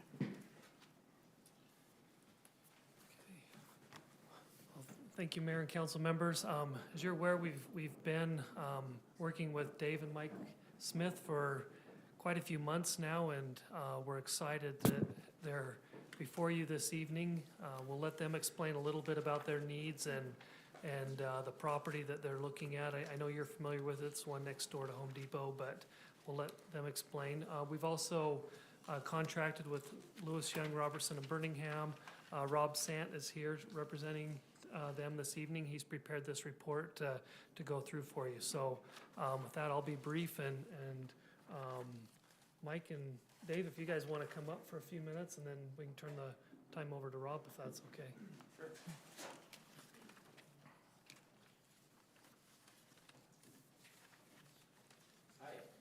Welcome. Mike Smith. This is my brother Mike Smith. And Brad, your older brother? huh? Is Brad is our uncle. Oh, your uncle. Doug is our dad. Okay, gotcha. I know Brad. And yeah, I've met Jake, I think. Yeah, we did the golf tournament, Yeah. right? Good to see you again. And good to see you. I think we briefly met Mayor Lundberg. But we're newcomers. We're have our 3 dealerships in American Fork, 2 stores in Spanish Fork, and I run our Kia store in American Fork, and we have been rapidly growing, I guess that's safe to say. And Kia has been pretty fun brand to be part of. We've had it since 2009, and to see the transformation over the last 12, 13 years has been pretty remarkable. It's come a long way, and they're fairly cutting edge in design, and they're now will likely be leading the EV movement. They have a plan to have 11 electric vehicles by 2026. So it's pretty exciting to be part of that franchise right now. But yeah, like I said, we've been running out of some space and have been working with Mike and Adam for the last several months, who've been great, and been pursuing a piece of property that has not been a very simple transaction, to say the least. We've been trying our best to get in there and purchase it. It looks like we're finally have a path to do that. So we're excited about the idea of coming to Lindon. We have a little bit of mixed feelings on leaving American Fork with that store specifically, but because they've been great to work with through the years, and we've been very happy to be part of that community, but also very excited about the idea of being part of Lindon. So. Excited to potentially have you here. That would be very exciting. Yeah. We're going to be in the affirmative. It's happening. Okay, very good. We're excited to have you. So Dave and Mike have reached out to Adam and I about, so we rezoned that property, a little over a year ago or so for the office warehouse. Their plan is then they would close on it, turn it around, mark up the property significantly, and sell it to the Smiths for their dealership. And so they've approached us about whether or not the city would be interested in entertaining an incentive for them to come to Lindon. As you are aware, the state law has recently changed. We have under the old way, and Rob can explain this more, we have under the old RDA law until July 1st to be able to finish any CDAs, community development areas up, and so we've brought on Rob to to help us walk through that process and go through what an incentive would look like for the RDA, so. All right, yes. Please take a seat here. We can bring another chair up. You're welcome to have all three of you there. Excited to be here today, members of the redevelopment board. So I'm Rob Sant, as Mike mentioned. I'm with Lewis Young Robertson in Birmingham. I'm vice president there. And I'm kind of the in-house expert when it comes to redevelopment areas. I've created about 50 of them over the last 7 to 8 years, so I'm happy to help walk through this. And the purpose of this discussion today is kind of just give you the framework of what the need is, and then some of the potential revenue that you could offer as an incentive. But this is just kind of a starting point and a discussion, and nothing set in stone yet. And ultimately, as the board, you'll have that purview and that decision to make. So the first thing I want to go through, and this is kind of just good. It seems like the state legislature likes to change the redevelopment law every year just for the fun of it. So this is kind of just a little quick overview of some of the revisions and evolution of project areas throughout the life of project areas. So started in 1980 as redevelopment areas, and then in 1993 they kind of amended that law and created economic development areas and urban renewal areas. Then in 2006 they created community development areas, and that was the three that existed: EDAs, URAs, and CDAs. And then in 2016 they said, you know, all these acronyms are kind of confusing. Let's just lump everything together and call it community reinvestment areas. And that's starting in 2016 to today, that's the only type of project area that redevelopment agencies are allowed to create. So this would be a community reinvestment area. And then tax increment financing is that tool that's used in these project areas. And what happens is you go in, and TIF is what we call it. It allows an agency to capture a portion of the tax increment within the project area for a given period of time, and then that tax increment is reinvested in the area through incentivizing private investment or completing infrastructure projects. And then what tax increment is you go in and you set a base year value of what the current property is being assessed at, and anything above and beyond that base year value is what you negotiate to use as an agency, a percentage of that, to reinvest in that area. And then the next page is, it could just be used to help incentivize existing businesses, new development, infrastructure improvements, affordable housing, crime reduction, expanded employment opportunities, and there's kind of a catch-all at the very end there of anything that you as a board thinks is a concern or priority for Lindon. So to the area. So it's a 6.88 acre parcel right next to the Home Depot. The current assessed value on that parcel is $3.19 million, and that's what would be that base year value. And as a city, you're currently receiving about $3,600 a year in property tax on that parcel. And then the next one, we kind of just wanted to include some renderings. So this isn't exactly what would come to Lindon. This isn't of that, but this is kind of a sample of a recent project that's being approved by Kia. So this is what it would look like, but it's not necessarily specific to Lindon. So some of the development assumptions. So it's a 30 square foot auto dealership. The current, we're anticipating the assessed value per square feet would be about $221. So your total building and land value would be $7.17 million, and then there is a personal property component with the vehicles, which is $1.4 million, for a total new assessed value of $8.6 million. Doug Smith is saying that they believe it'll be done on the 2024 tax rolls.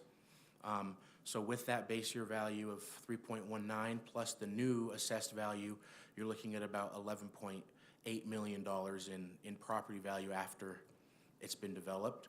Rob, may I ask you a quick question? Yes.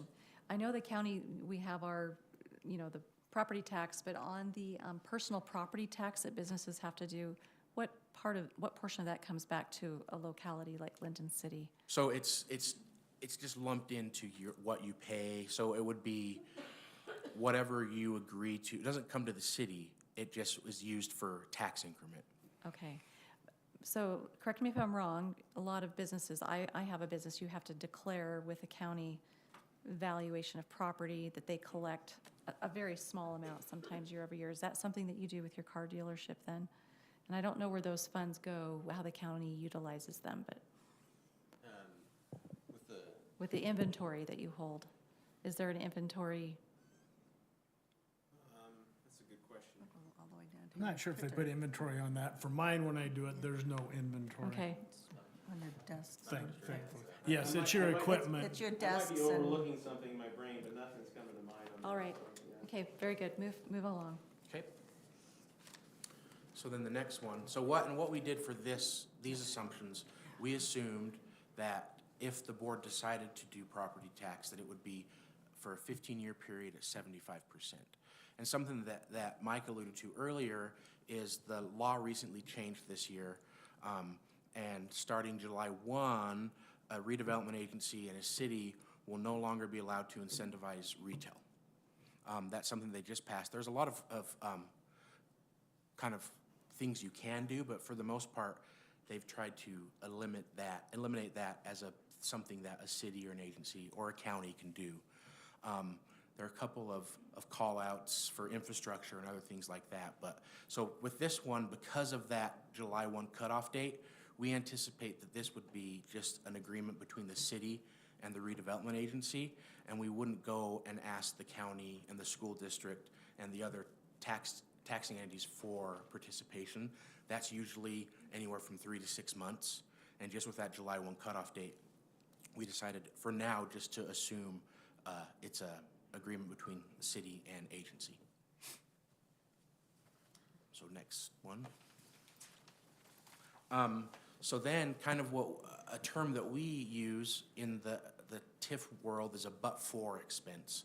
And basically it's asking a developer or a landowner, why do you need public dollars? What's that but for? Why isn't this a traditional, just a development for the private sector? And so Doug Smith identified that they have a range between about $1 million to $2.6 million, depending on what they decide to do. The first one is, as Mike mentioned, is there's that land purchase premium, which they've identified at about $1.275 million. We're still working with them to get that exact number. They're going to get an appraisal value, and then based off of that and what they have to pay for it, we'll kind of know what that difference is. But they've estimated it's $1.27 million. They also need to build an underground water detention system to be able to use the whole property. And so they anticipate building that and then paving that over and using that for parking for the new vehicles. They estimate that to be about $300,000. And then the storm drain relocation, which isn't a necessity, but they're looking at maybe eventually expanding. And if they do that, they might need to move the storm drain to expand. And so if you add all those three together, that's kind of that range. And just because that's the expense, that doesn't necessarily mean that's what you have to give them or what they need. But that's just kind of their but-for expenses of why they need that public participation. And we kind of also say it's kind of extraordinary cost, so it's not a traditional development cost. So then we get to some of the numbers of some of the city property tax assumptions. So as I mentioned, 75% for 15 years. And then when you come down to this next table, you have the base year value of $3.198 million. The annual taxes you're getting on that is $3,500. And so for 15 years, that equals about $54,000. And then for that pass-through, if we do the 15-year 25%, this isn't really a heavy property tax benefit to the city. It is when it comes to sales tax. So $2,400 a year for about $36,000 during the 15-year period. So total property tax coming back to the city would be $5,900 or about $90,000. Then this next page, this kind of goes over the sources and uses of the tax increment. So the 75% portion is about $7,200, and the 15-year total would be $108,000. And then the uses of tax increments, that's something else with the CRAs. is you're required to do a 10% set aside for affordable housing. It doesn't have to be to build new affordable housing. It just has to go towards affordable housing. So some cities, they use that money to improve the existing affordable housing stock in the city. Other ones use it for infrastructure that benefits affordable housing. Some cities, example, this is Draper, they just send theirs every year to Salt Lake County and let them use it for affordable housing in the county. That is a requirement for CRAs. And then we're also showing 3% admin, which is used annually to pay for the reporting requirements and other things that are required by law. So, and then 87%, the remaining balance would be used to help offset some of those but-for costs, and that's estimated to be about $94,000 during the 15-year period. And then the next page kind of goes over the sales tax participation. So in this one, we are anticipating that the city would give Doug Smith a portion of the sales tax for a certain period of time. In this analysis, we've assumed 50% for a 5-year period, but that's something that would still be worked out at a later date. But this shows you that they're saying that the average annual taxable sales at the dealership during this 15-year period would be $53 million. And the average city sales tax you would receive off of that is $265,000. Plus, we separated out the RAP tax because that wouldn't be part of that incentive, and that's $53,000. And so that table shows that the anticipated sales tax incentive to the agency would be $584,000, and then the remaining city sales tax would be $3.4 million, and then the RAP tax would be about $800,000 for a total remaining sales tax to the city of $4.2 million. And then once the TIF period expires, it's about $314,000 a year coming to the city in sales tax. And then this next one is kind of the proposed CRA participation, which are 3 different buckets. So the first bucket is that 87% of property tax. The second bucket would be that sales tax participation. And then this land is in an old expired RDA number 3, which has a fund balance, which as an agency you're allowed to have. And then also law allows you to overlap a new project area with an existing one. So we would do that, and you could use a portion of that fund balance also as another bucket for that incentive. And talking with staff, we've anticipated that would be about $250,000. So the total of those 3 buckets would be about $928,000. And then this last one, where there's 2 more, this kind of just shows the cost-benefit analysis of the city. So your total revenues would be $4.9 million. And then the estimated payment to the agency, which is to Doug Smith, and then the affordable housing and the admin would be $943,000. So the net benefit would be $3.9 million. So if you elect to pursuing the CRA, then the next step would be you'd have another RDA meeting and adopt a survey resolution, which is kind of the kickoff step in creating a CRA. And that just gives us, the staff and consultants, permission to adopt a draft project area plan and budget. And then we would have a public hearing. There's a 30-day mandatory requirement on the noticing. So probably sometime in May, we'd have a public hearing on that plan and budget. And then at that same time, you would be negotiating and drafting a participation agreement with Doug Smith. And then the goal would be to have everything finalized on or before July 1st, 2022. A lot of information to digest, so any questions? So the 2 time periods, the sales tax is 5 years, the property tax is 15 years. Now, just so I understand correctly, the $942,000 is paid over those years or an upfront lump sum? It's a post-performance, Okay, yeah. that Yep, was yep. the word So I they was would need to looking hit those numbers. And then usually in that participation agreement, you don't base it off of a number, you would base it off of participation. So we'll give you 50%. And I believe in Lindon, you have kind of a trigger they have to, or a goal they have to hit in sales tax in order to qualify for that participation. And if it So falls it's below that post-performance. threshold. Yep. Yeah. You do have that fund balance, so you could decide to give that up front, but you could also spread that over as a post-performance as well. And then, as I mentioned, it doesn't have to be 5 years and 15 years. That's something that you can decide and negotiate and end up on those final numbers, but that's what we've included in this presentation. All right, any other questions? RAP tax, we call it in Lindon City our park tax, Okay. P-A-R-C. Oh, all right, I can make, yeah. That's the acronym that our rec department came up with, so just a minor thing, but It scores your points. yes. Call it their zoo tax. I think it's weird they call it a zoo tax because there's not a lot of zoos in Utah, but yeah. You just sell to the public, say a rap tax. Yeah. All right, council, I'm excited. any other questions digesting this? I think that we've seen neighboring cities use these TIFs. I think there is a little bit of a philosophical debate. I think there's been council members of the past who have been opposed to things like this.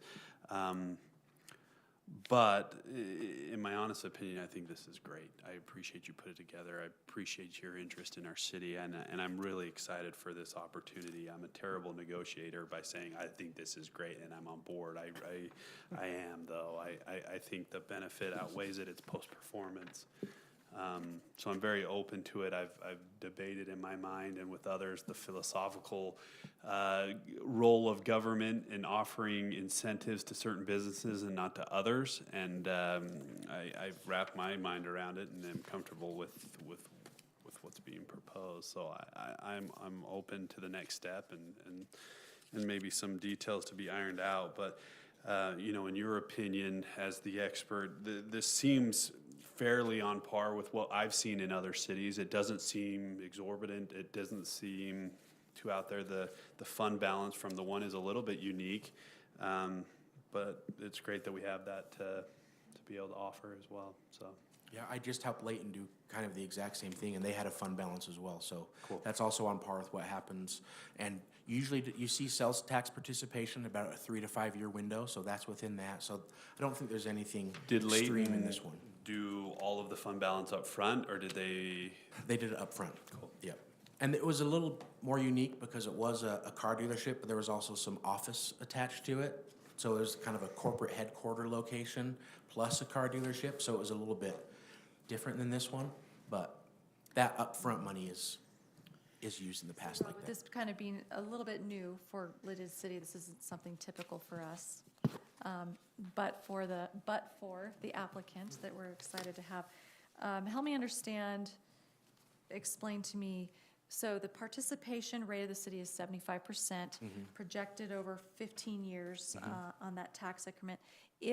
Do we call out a specific number that let's say their sales are wonderful and they hit higher numbers than what's projected here, is there a cap point Yeah, that so this is a lot of fulfilled? times in these, I would definitely, as your consultant, say put a cap in there. The cap, so if it's met earlier. So, yep, correct. And what you But would number probably called do out. is, so this happened in Centerville, same thing, another auto dealership. It's happening all over the state right now, especially with this July 1 date, is they wanted a certain number, and our projection said, hey, you're not gonna get anywhere close to that number. And they said, well, can we at least have that number in our development agreement? So if we do overperform, we won't be, held against that. And so even though our numbers showed about 1 million, we increased that cap to 2.5 million. So that's something that you could do, but yeah, I would definitely say to include a cap in these agreements. And also, if in the future you decide to do other areas and you do go after participation from other taxing entities, they're all requiring caps in their participation as well. All right. Rob, will you help me understand how often a city would move forward? And I know that we've got this time sensitivity, move forward with just the city going forward versus bringing in the other taxing entities? It's pretty rare, but a lot of times it happens with these type of single site. So Woods Cross did one for Performance Ford, same thing, it was just the city. But it is pretty rare, but it depends on that project, right? Because for the school district and the county, they like to participate in projects that are more of a regional significance. So it does happen, but usually when you create a project area, you would try to get that participation. Thank you. Yep. I do have a question, it's a little bit unrelated, but the electric vehicles, the EVs, I guess is what you call them. think there's a lot of mixed feelings out there about those, the environmental impact. My son just had to replace a battery, it was $2,500 in his hybrid. Where do you see that going? I mean, obviously, if you're willing to make this kind of investment, you see it going somewhere, but what are your thoughts on, they're expensive, aren't they? If you have a crystal ball, I'd like to. Yeah. Surely Surely you've had some reason to. Yeah, there are some, time will tell, I guess, on that. It's definitely being pushed pretty heavily with government and everything. And I think one thing with Kia is they've shown that they've been pretty successful with their regular gas engines, which they're not going away from. They're looking to add to their brand with these EV models. But yours wouldn't be exclusively an EV dealership? No. Okay. No, it would be You'd entire, offer the that. entire brand, yeah. Yeah, that's good. So I think I just wanted to illustrate the EV section of that because they have been growing over the last decade, and they've kind of been at the cutting edge of design in general, but then also with, there is sort of an EV movement coming, and they've made a decision to invest heavily in that. Okay. And so time will tell, I guess, on the actual success of. May I remind you the story Elder Ballard told about how he insisted the family invest in Edsels? When how'd that work out for him? Yeah. No. No, it is a EV aside. I mean, this type of investment is a pretty big investment for our family company. Sure. And we're grateful that you'll consider assisting us with that. I think it could be a win-win. Oh, absolutely. We're excited. For both sides. We're glad you're back. Thank you. Anecdotally, I'll say I have family members who just attended the Dallas Car Show this last weekend, and the Kia had a huge presence of EVs there, and it was well attended and drew a lot of attention there in Dallas. So I know it's a hot commodity to get your hands on. Yeah. It's coming along. I heard they're a year out. They are about a year out. That's We crazy. have- Yesterday, though. Tell you right. Yeah, that was one of the most recent things that catapulted them to a new stratosphere was the Telluride. It is about a year wait. Yeah, I've got a brother-in-law who's been trying to get one, and it's just hard to get. Yeah, I can't believe there's that many people that want to wait a year. Yeah. But Yeah. Ad? Great vehicle. Just a follow-up comment on the question about other entities participating. What I've experienced in the past is for a retail business, there's been some hesitancy from the school district and the county. But on top of that, their business in American Fork is already within those entities' service area. So moving within the service area, they are very hesitant to approve any incentive because there's no benefit to them as an agency. Yeah. It's not bringing any. For us, we are seeing that tax benefit if Doug Smith chooses to locate here. But for the county, it doesn't change their bottom line. For the school district, it doesn't change their bottom line if they move between cities within their service areas. Does that make sense? Yes. Excellent. So that was part of our reasoning of let's not spin our wheels and probably get a no on some of those responses. But the other thing that we wanted to identify to you as a council, this is a unique piece of property. When Johansson Thackeray was the developer that put in all of the road and infrastructure in this area back in, I'm going to say that was early 90s, 20 years ago, 20 plus years ago. For whatever reason, we think they may have originally thought that the street was going to be in a different location. I'm going to snag that mouse. So this parcel that they are looking at is right here. This is the storm drain master plan that we have in place. They would need to relocate. This storm drain currently cuts across the center of the property, and it serves a significant portion of other businesses that are in this development area. So this is a unique situation where it's essentially what we are looking at as a regional storm drain line that would have to be relocated and moved. And then there's this other one that kind of clips the corner. The sewer line does the same thing and kind of clips the corner of the property. what else? There was a concern about, I know has been expressed in the past about other auto dealerships in this area and whether or not we need to reach out to them. And just as a reminder, with Larry H. Miller Group, when they came in and negotiated to put in a used car dealership, and then the Hyundai was subsequent to that, the city did incentivize about $500,000 to help with an underground stormwater detention basin. And then when the Mercedes and Lexus came in, they benefited from all of the street improvements, the street lights, the center medians, the turnaround. Those were all paid for by project funds. And then we reimbursed Johansen Thackeray as the developer for a long time over the life of that. I don't know the number off the top of my head, but I'm assuming it was multiple millions over years, wasn't it? 2 million? Don't recall. I thought it was around 250,000 a year for a long time, but. So there's been incentives given to other businesses and other developers that have worked in this business park. So just bringing that to your attention. All right, so some of those nuances that we're talking about, Rob, I guess this is not an action item, it's a discussion item. So from council, we just need to hear if the board of directors of the redevelopment agency are amenable to taking the next steps that he has suggested. Correct, yep. So, I'm fine. Absolutely. And I appreciated your comments there, Adam, on other things that have occurred there philosophically, not giving somebody an unfair advantage over a similar business, and like, that's important to me. We want all businesses to succeed and not just the ones that we helped type of a thing. Yeah, right. absolutely. Well, I go forgot ahead. to mention, they're showing that the non-but-for expenses are about $9 million. So there is a significant capital investment too coming from Doug Smith. Just forgot to highlight that as well. Great.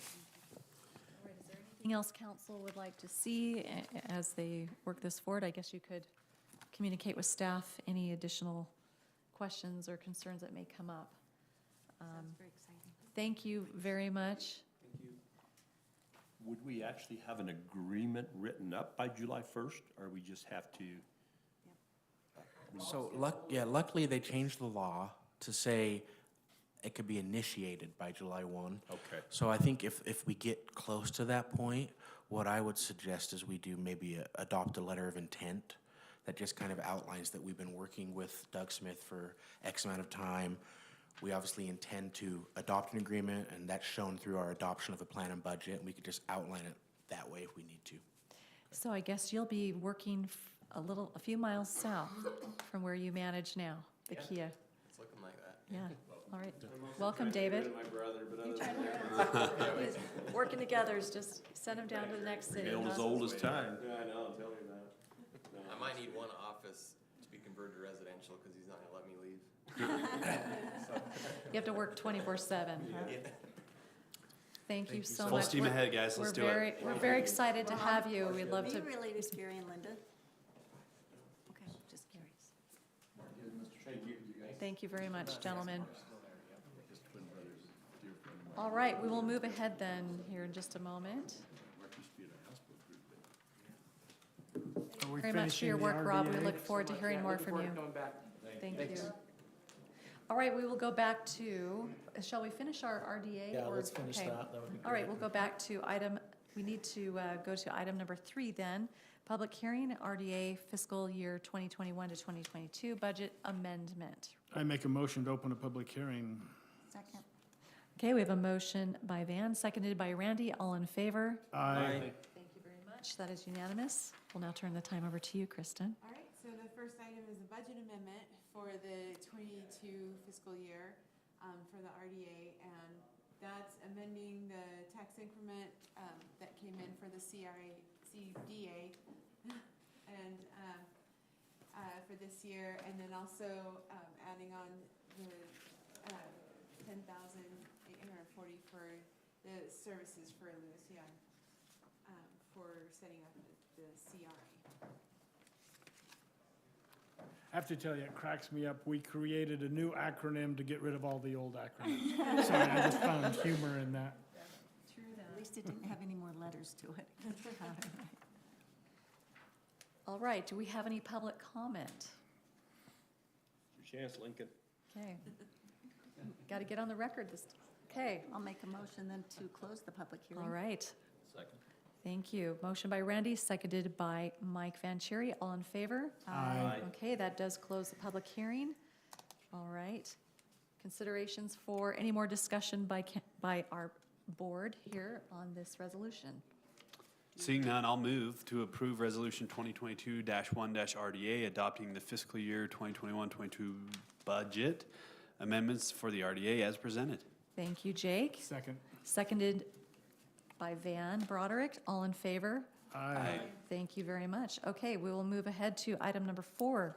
I'll entertain someone opening a public hearing for the RDA tentative budget resolution. Go, Daryl. I'll open. Oh, yeah, Daryl, go ahead. You got to jump in there quick. All right. Mike? Oh, did I? I was going to give Daryl that opportunity. I'll second Mike's motion. I didn't hear it, but I second it. All right. Motion by Mike, seconded by Jake. All in favor? Aye. All right, we are in a public hearing again. All right. We're Kristen? going to start doing that more often. Like, I heard Mike's motion. So presenting the RDA tentative budget for the 23 fiscal year. And we still have money in 3 RDA districts and 1 CDA district. Some of it's just earning interest on money that's there. So that fund balance that was discussed in this earlier item was remaining money in our District 3. We have a little over 300,000, and we had reserved that to help maintain the landscaping perimeters around some of these vacant lots, which, if they develop, takes out a significant portion out of that from future needs, and hence our ability to utilize some of those funds in another way. So. All right. Any public comments? Okay, last chance to get on the record here. Okay, all right. Make a Seeing motion to none? close the public hearing. Thank you. Motioned by Van, I'll second. seconded by Daryl. All in favor of closing the public hearing? Aye. All right. I'll make a motion then. Oh, go ahead. Yes, I'm any sorry. further discussion, council? I'm sorry about that, Mayor. Okay, no problem. Randy? I'll make a motion to approve Resolution 2022-2-RDA, adopting the fiscal year 2022-23 tentative budget for the RDA as presented. Thank you so much, Councilmember Powell. So motioning, do we have a second? Second. Okay, seconded by Jake. All in favor? Aye. Okay, wonderful. We have now completed the agenda items, so I will entertain a motion to adjourn unless staff has anything else for us. Just for the record, we will have additional public meetings on this on April 18th, and so that's our meeting in about a month. That would be the one that we want to have any significant feedback from. So if there's changes that you'd like to make in this RDA agenda, this RDA budget, or as we talk about the next budget citywide, the tentative is really, we're at the rough draft level to get the public engaged and try to get any input we can. So we'll have a public meeting on April 18th where we want your primary feedback, and then we'll have public hearings on May 16th and June 20th to adopt the final budget. All right, thank you. Yep. All right. Motion to adjourn the Lindon RDA meeting and reconvene the Lindon City Council meeting. Thank you so much. Motioned by Councilmember Powell, Second. seconded by Councilmember Broderick. All in favor? Aye. All right. We are now, perfect timing, because we're reconvening back to our Lindon City Council agenda. We were left off to kick off item number 11, and since this is where I'm kind of hitting my hard stop or pretty close to it before we go into it, I would like to suggest we do a 5-minute break so we all can. Okay. I move Oh, we go back. right. I think we we did that. Randy did that. Randy just motioned that. It was an adjourn and reconvene? Is that, I- is that a I just read substantial? that, what was on that page, and it said to reconvene. Thank you. Yep. Okay. Good, thank you. We need Kathy to keep us on point. She does such a great job. Go to the restroom? Just checking. All right, all in All right, and then just a quick, do we need to before you step out, Michael, just a moment, since we're going to be turning over to Mayor Pro Tem Vanchery, do we need to do anything formally for that as I'm leaving the meeting? so. Okay, very good. Thank you so much, all. All right. Thank you very much. Thanks, Okay. Mayor. I know the ship. Where are you going? Somewhere fun? Yes, actually. Good for you. Well, for one day. So, my son and his wife are in Huntington Beach, just are moving, and she works at Disneyland as a Disney princess. Fun. And we've never gone and seen her That's awesome. in action. So Very cool. we're gonna do that before they have to move. Good too. And Disney has strict, you can only bring in family guests to calendar days now. So you're going tomorrow? It's tomorrow. Cool. So, Well, and have then fun. I'll be back Wednesday morning. It's like That is a quick trip. You flying out of Provo or Salt Lake? Salt Lake, yeah. Okay, well, have fun.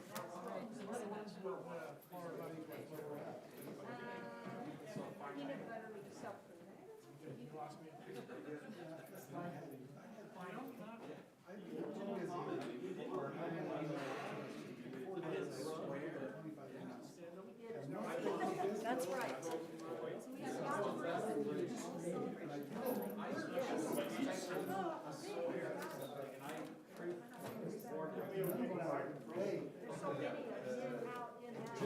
Jill wants to meet you down there.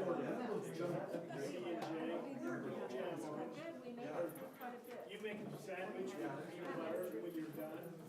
Let me put that on my bread. Let's put a lot of jam on it. I won't bother with that. Happy with that. Same thing like that. You all right? How was St. George? We're throwing a lot of stuff at you guys. So, yeah. Some of it. So, they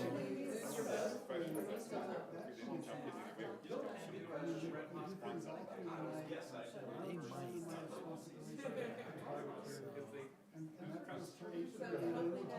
So it was interesting. He was telling me there's a parent company that actually owns Kia. You've done you. So they're friendly competitors, I guess.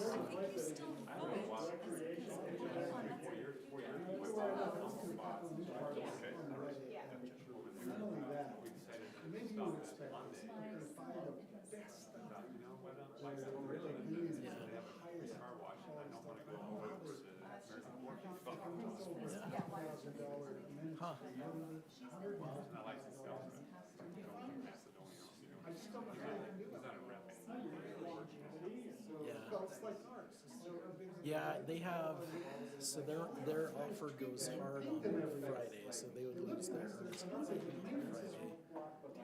And then they had one more out for the appraisal, kind of goofy, they put earnest money down before an appraisal. And on the appraisal, there was another out.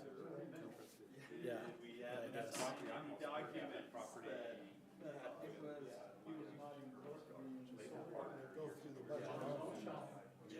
I guess.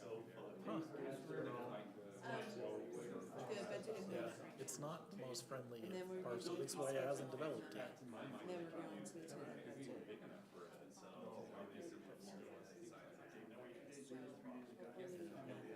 It works, I think, so.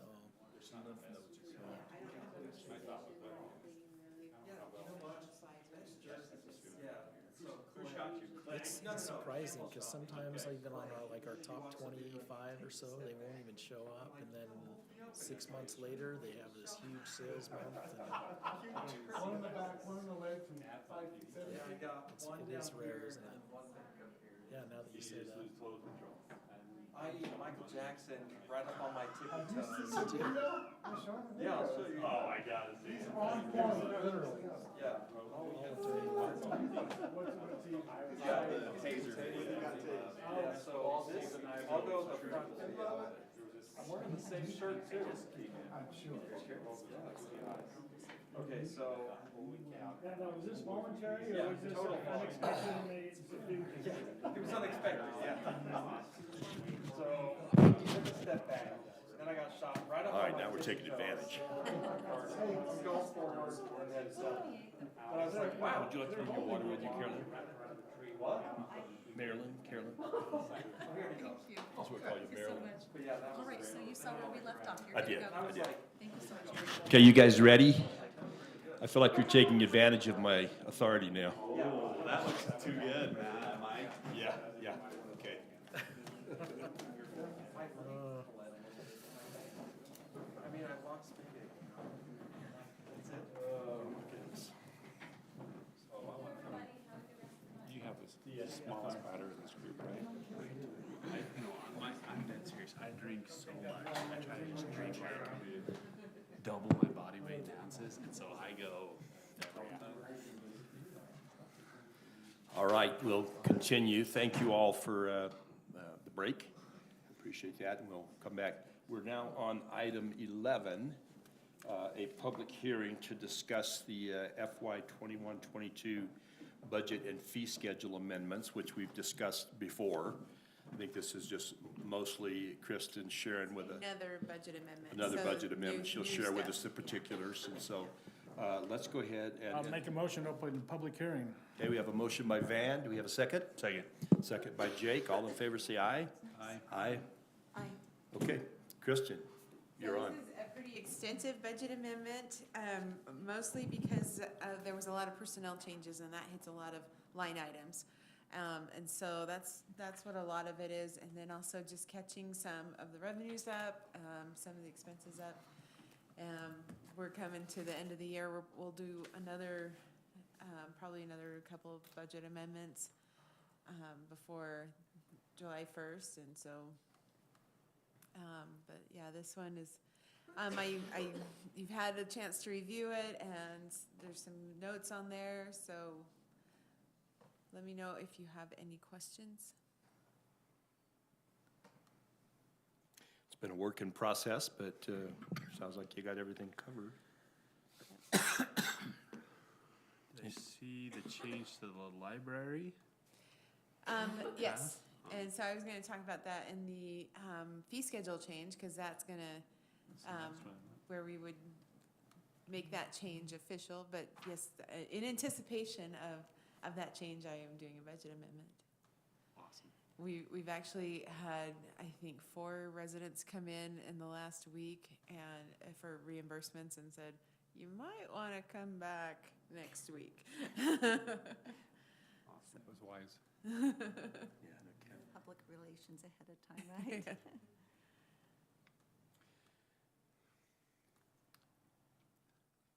Any thoughts, any questions, comments? I didn't have any questions. Van? I do have a comment, I guess, the fact that I just so appreciate all your hard work and just the confidence. It's so nice to have confidence in somebody who's so well-versed in her. Well, thank you. Her work. Keep us out of trouble, thank you. I don't know how well she'll keep us out of trouble when Week theater. comes to the fan. But We appreciate having Chase on our team. Yes. As Thank part you, of Chase. this, he's helped out a lot getting these numbers crunched for us, so in addition to Kristen's work. Yeah, this is great. Do you make him say something since he came and spent all the time? So he did a lot of work on the tentative budget, and so he can give his speech for that. Okay. Yeah. I do appreciate it, thank you. Were there any questions on the fee schedules also? I know we've looked at those Okay. pretty heavily. So going over to the fee schedule. So we have a lot of changes to the aquatic center. There is a new additional fee under land use for zoning verification request. So Kristen, you uploaded an updated one. Yes, Is this so- one that they have received or not?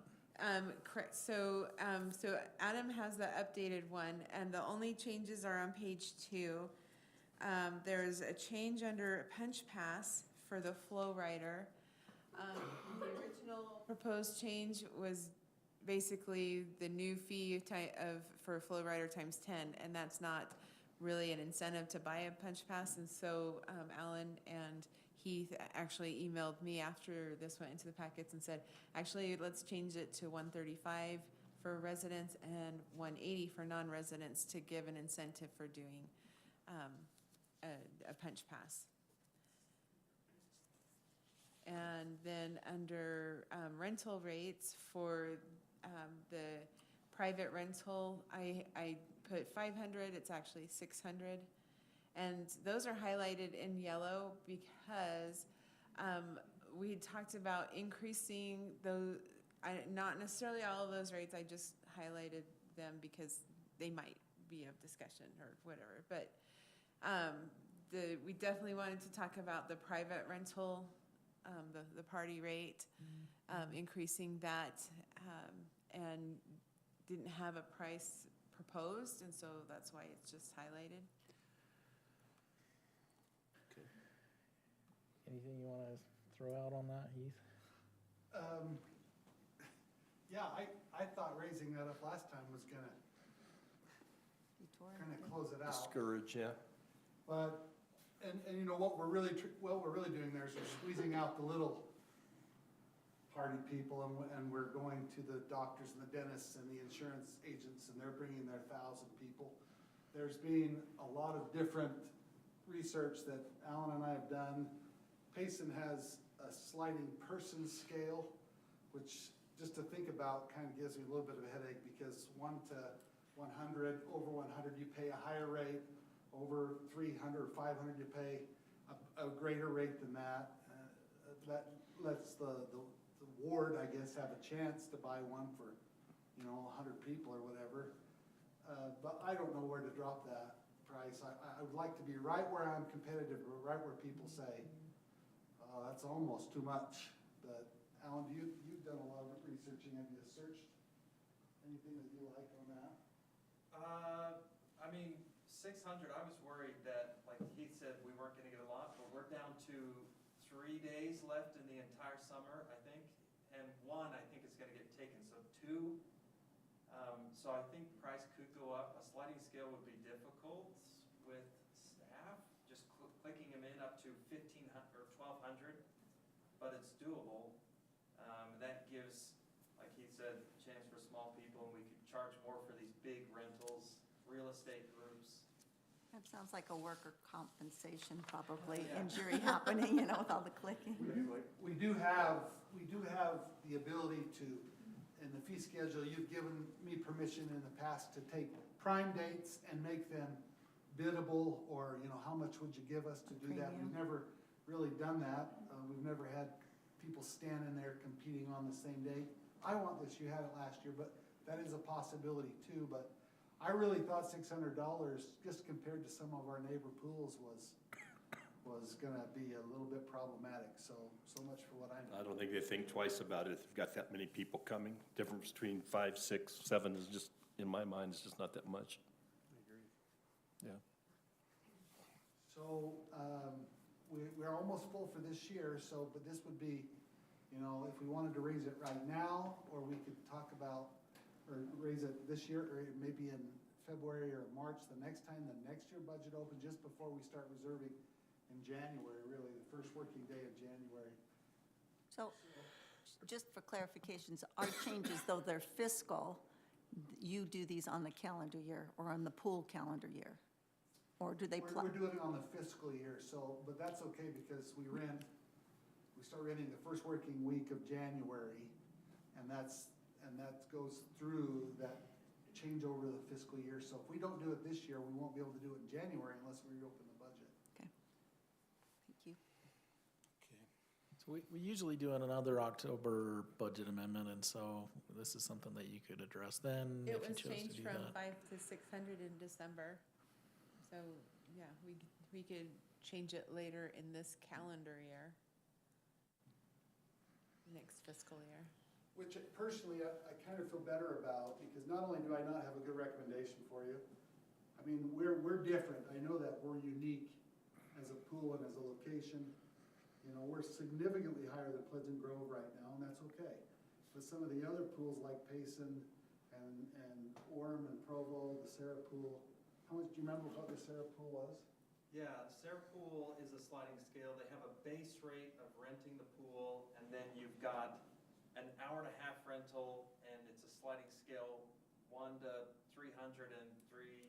So they go up to a little bit more than where we're at, but we're towards the top on public pool rentals. But it's not keeping the phone silent. Yep. Yeah. Okay. Nor, every little bit we can get helps pay our high costs too. Sure. We don't have a super duper take on parties. It's not bad, but our expenses are high. So we could be the top pool, and I still think we'll sell them, like you were saying. Yeah. Councilmember, I think that I don't know if tonight's the right night for that, if we maybe could open it in October. Yeah, good idea. Take a look at it. Splashtacular factor as well. Don't sleep Well, it's on hard that. to generalize, but all during the summer, when I talked to people, asked them where they were from, they were saying all over the place, and they said that this is their pool of choice. They come from Draper, Riverton, Sandy, when someone was from Midvale, just because they like this pool better than the others, so. I think you'll know when the Fun price is too environment, high. lots of good amenities. It is, It's it unique. is. Good food. Okay. There's a good pizza place not too far from here. Heard that. All right, any other discussions, questions, anything you need to share with us that you haven't? So moving on to the library card reimbursement, we're proposing that we reimburse 75% of the cost. And that's what we used to until the Great Recession, and then we kind of pulled back and just did 50%.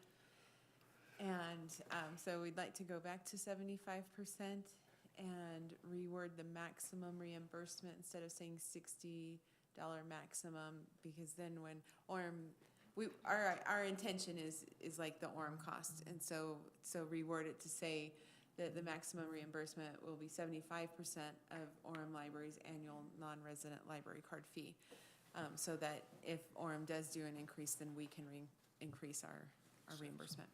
Makes sense. Okay.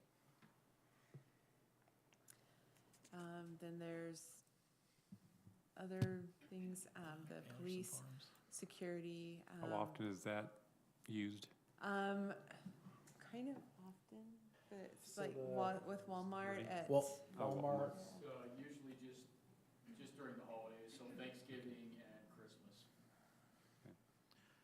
Main times. And it's actually the fee schedule will reflect what they actually charge.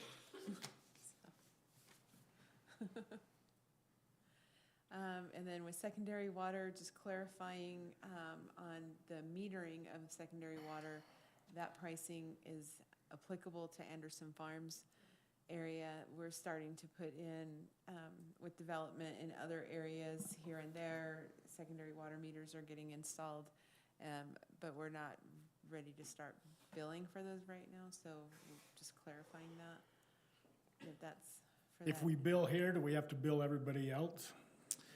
We don't think so, because this was set up specifically with some of those groundwater collection systems, and then we had those pumps that we were hoping to gather that water and be able to pump back into the system. And so there's some unique aspects to this development that was part of this justification in the first place. And so, yeah, I think we're okay there. That's 'cause of the high groundwater table down there, is that right? And then with the utility shut-off notice fee, it's a $5 fee that we charge on a utility account if we send out a late notice. And then there, in addition to that, there's a $50 shut-off fee if we have to actually go out and shut off. But in the past, we've said that we won't charge the $5 late fee if they pay within a week, or basically before shut off. If they don't get shut off, we don't charge them the $5. But there's a lot of work that goes into sending out those shut off notices, and paper and printing and stuffing and mailing. So How often are we sending them? How often do we shut off water? Every month. How many? How many? I think she said we're sending about 50 shut-off notices, and then maybe over 100. It just depends on, like in January, it's a lot because we don't do shut-off at Thanksgiving and at Christmas, but we still send out the shut-off notices. But the people who are frequently on there, they kind of know that we won't shut them off for Thanksgiving or Christmas, and so they know that they can get away without paying. And then our list in January. You have a list of habitual violators of that. I know that. There's regularly about 50. 50 for And- the year. No, per month. Per month. 50 accounts They and really try to get it close to like a dozen to 2 dozen that are actually shut off. So Yeah. she uses Everbridge to notify those people on the shut off list that it's it's just another notice. So to help get that account down so that our guys aren't spending trying to eliminate a lot of their time that they spend doing that. But Maybe I missed this. You just commented about how much work it was to do these shut-off notices, and it's still gonna be the $5. It's still the $5. We just eliminated It's just, the. right, because in the past, we haven't been Gotcha. charging it to a lot of people who pay Okay. before shut off. Okay, that makes sense. Now we're gonna let them know that we are gonna start charging that. If you get a shut off notice, you're getting a fee. So the question I would have is, are these habitual offenders, are they ones that are strained financially, or are they just not responsible to get their bills paid? Both. Okay. you know some of them. Do we? Yes, I'm certain that you And do. when you, Jake? They're not in this room, but there are some that I think this is just how they run their household. Yeah, a lot of it's a strategy. And so Well, it that is a would- lot of staff time with our Public Works, and Heather with Public Works, basically, she's trying to pare that down and get people to come in and pay, and then we end up, it seems pretty regularly, around 20 or so shut-offs, where literally it'll take a Public Works employee going out, locking their meter off, and then the people realize, oh, my water did get turned off. They come in and pay, and then that person has to go back out, unlock their meter, and so it's a lot of time. I'm sure Heather has had quite the load, because I know Sherry did a lot to make sure that was mitigated as much as possible to keep the staff time down, but she invested a lot of her time at work to make sure that it didn't bleed over as much as possible into Public Works, and so I'm sure Heather is doing her best to do that, follow in those same footsteps. So. It's tragic if you got little kids involved. I mean, no water, it's sad. Well, one way to correct it for those habitual ones is to increase your shut-off fee. Up 3 strikes, you're up to Well, $15, $20. 50. Oh, well, the shut-off fee is 50, yeah. I mean, it's costing the city. It's basically the shut back on fee. Yeah. It's reconnect fee. I like that idea. So many strikes. Yeah, so anyway. Yeah, let's see where this goes. Okay. All right. Anything else, Kristen? That's about it. I mean, they're all listed here, so. Well, sure, we want to give you plenty of time if you need it. So, any questions? Make a motion to close the public hearing? Second. We have a motion from Van, a second from Randy. All in favor, say aye. Aye. Aye. Okay. We will now, if there are no further comments, we will entertain a motion to approve resolution number 2022-5-R. Do we have a motion to that effect? I'll make that motion. All right. We have a motion from Councilman Magleby. Do we have a second? I'll second it. Okay. From Jake. All in favor, say aye. Aye. Okay, again, thank you. So now we're on to item number 12. Number 12. Yep, and that would be public hearing on the tentative budget adoption. I'll make a motion to open the public hearing. I'll second that one. Okay, we have a motion from Jake, a second from Randy. All in favor, say aye. Aye. Aye. Public hearing is now open. Any comments from the public? This is our fiscal year '23 tentative budget, and as Adam mentioned earlier, it's our first draft of it, and following this draft, then Adam and Chase and I will meet with each department head separately and discuss their budget requests and refine it better, and then we'll bring it back on April 18th, and for City Council to hash over, and that will be a draft of the proposed budget, and then we'll bring back the proposed budget with necessary changes in May, and then the final budget in June. And again, I want to thank Chase for all the work that he's done to help with this tentative budget. He's a nice addition to the city. Yep. Just a few quick highlights on this.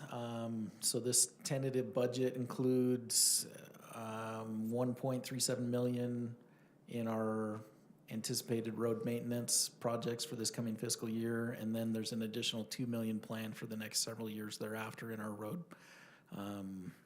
road 5-year plan, and we are building up a fund balance to help enable us to do that.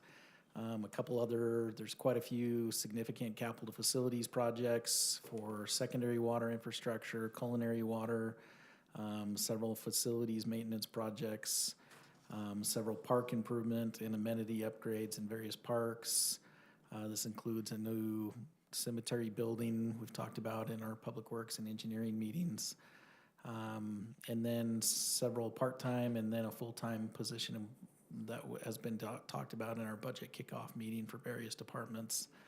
If I could, Kristen, sorry, I'm taking over here. Yep. So if I could just call to your attention on page 93, this summary of fund balance changes there. This number right there is one that makes me feel very good. This is our projected, that's hard for you guys to see. This is our projected ending point in June of 2023. We would project having around $4 million in our general fund balance. So meaning that we've paid for everything in the budget, and we're still saving $4 million. The state caps our ability to save that general fund balance at 35%. So this is a very good spot. Gives us some room where hopefully we're not exceeding this if we have some projects not come through or positions not filled or things like that. Some other... Just a little question on that. You said saving 4 million, or is this keeping that fund? This is not new 4 million, is it? It's just adding to it a little bit. Adding to it a little bit. So we have a reserve, which makes me feel good that we have that much that we can lean on. The minimum, we do have to have 5% minimum in there, so we can't go below that number by state code. But very healthy fund balance. And a couple other items here. We are proposing in this tentative budget on our sewer fund is one that we've talked about being, it is getting low, and we were concerned about our ending fund balance. What we are proposing this year is that I'm gonna have to have you explain that. So that's actually part of the budget amendment. Oh, okay. So just kind of going back, so if you can go to the top of that column, where it says that we would start the 23 fiscal year with 670,000. With our last budget amendment, we were scheduled to end so this current fiscal year, and so start the 23 fiscal year with about 200,000. So we've done some changes. I've talked with Juan. He's kind of looking at postponing some projects. One of the major things, though, is that in this current 22 fiscal year, not doing the administrative transfer from sewer to general fund. just postponing that, or not postponing, but just not doing it this 1 year. So it's not a permanent thing, but in recognition of the fund balance not being where we'd like it to be, that the general fund would forego receiving that money from the sewer fund. So the projected ending balance for the fund balance is not inclusive of that normal transfer from? Right, so it's, yeah, so the 600,000 is showing that it's not gonna do that, and that's why it's gonna be higher, yeah. All right. I had a question about, and Van, maybe you can help on this one. I know that the thought was, we have 1.3 million budgeted for streets, right? Mhm. Okay, but I remember last year, there were some holdover monies for projects that we moved into this current fiscal year. And I also had understood the money that we were saving from the bonds that, on the public safety building, that a lion's share of that was gonna go towards roads too. Or at least that was what our desire was. How does that all? So in this current fiscal year, I have $750,000 going from the general fund to the road fund. And then for the 23 fiscal year, it's not on the top of my head, so let me just check it I really think you quick. said it was 1.3. And I'm just talking about transfers from the general fund to the road fund, so not talking about the total amount of capital projects. But, okay, so to correct myself, for the 22 fiscal year, it's 1.5 million, and then for next year, it's 1 million. So it's not just the debt service money that's going there. Instead, we've just got more sales tax and. Significantly more. So our debt service was only a few $100,000. Yeah. And so we are putting in substantially more from the general fund than we ever have into roads. So we have, starting the year, 3.8 million is projected, and then ending 4.3 million in that road fund balance. And so again, I mentioned, so we're looking at that 5-year plan of road maintenance and trying to save up to cover some of those future years. So very healthy. We're at the end of this coming fiscal year, we're projecting half. Now, none of those, the road fund, if you will, that doesn't go towards our 30% or 35%. No, those are restricted Right. funds. Yeah, so that's please. A quick question, on, what page am I on? It talks about, the increase in culinary water of 3% and sewer base at 6%, stormwater at 3%. Are we reflecting, does that 6%, does that start to help us to get to with the impact we're gonna have? And maybe we don't know it yet. Orem City is doing a dramatic change, upgrade on their sewer facilities, and as they priced it out, it was way over what their estimates. What are we doing to try to help us? Are we waiting kind of for more information for that to Engineers come? are reviewing and studying and hashing it out, and so that, I just put in the amounts that we estimated at the budget kickoff at this point, so. That'll be one we're watching then to see where that goes. But Right. that's always disconcerting when you engineer's estimate and you don't come close. Right.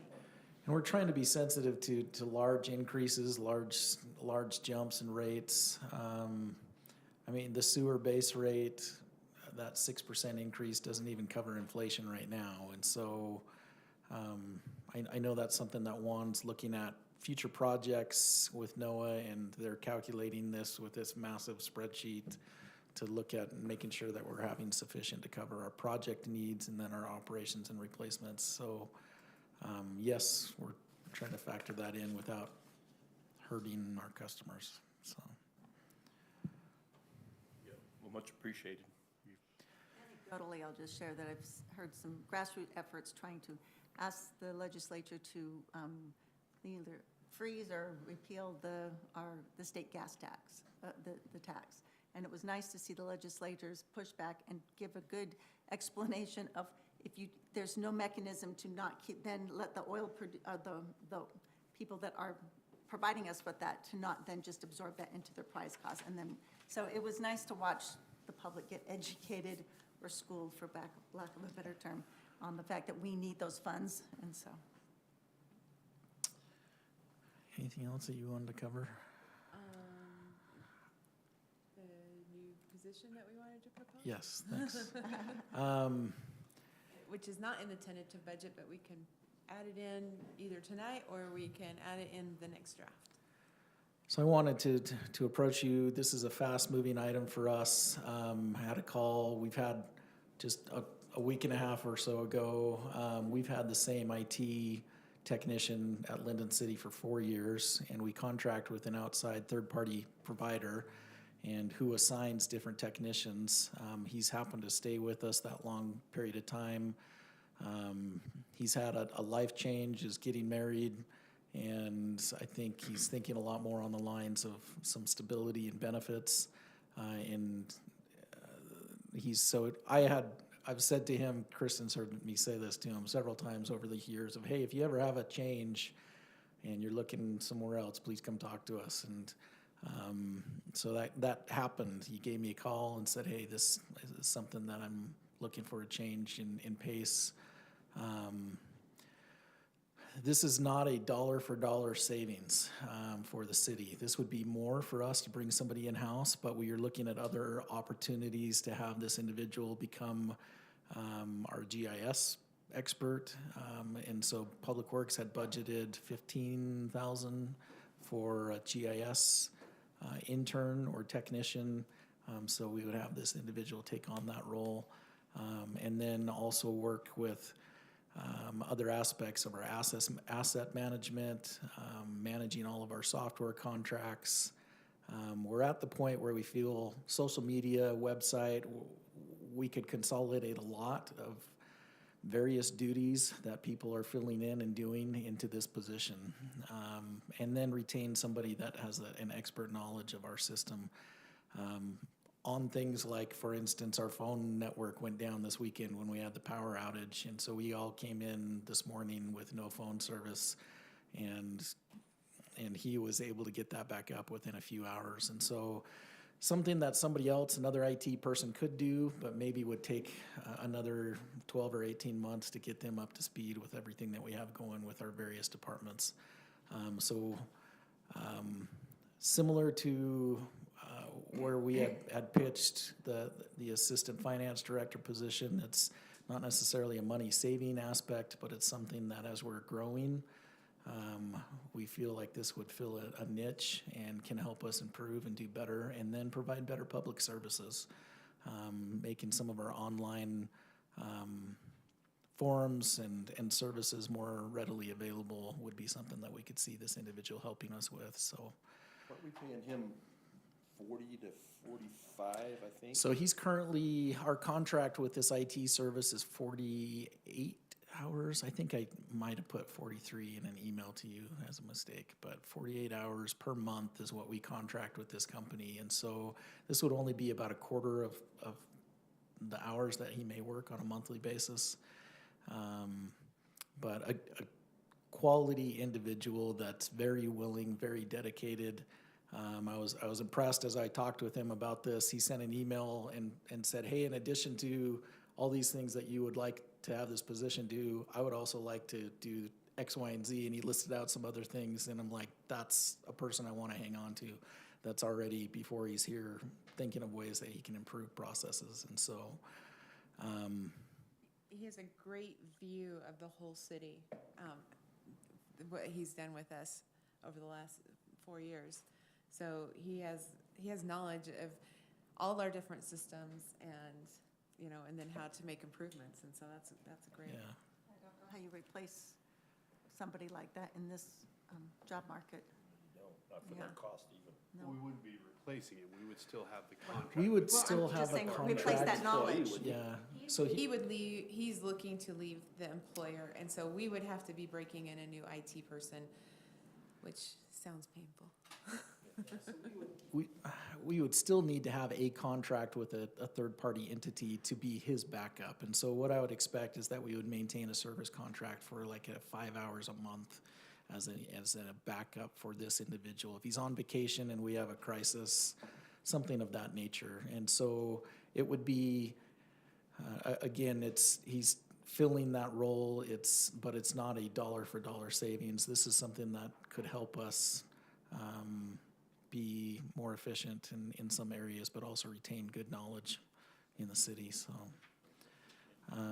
every position that we have isn't going to be, as we transition that way, isn't going to necessarily be a cost savings as we grow. And so Seems like when we've done these in-houses in the past with our attorney and with our engineers, it has been a cost savings. This Yes. is the first one that we're bringing in-house from a third, rather than third party, that it's not gonna be a cost savings.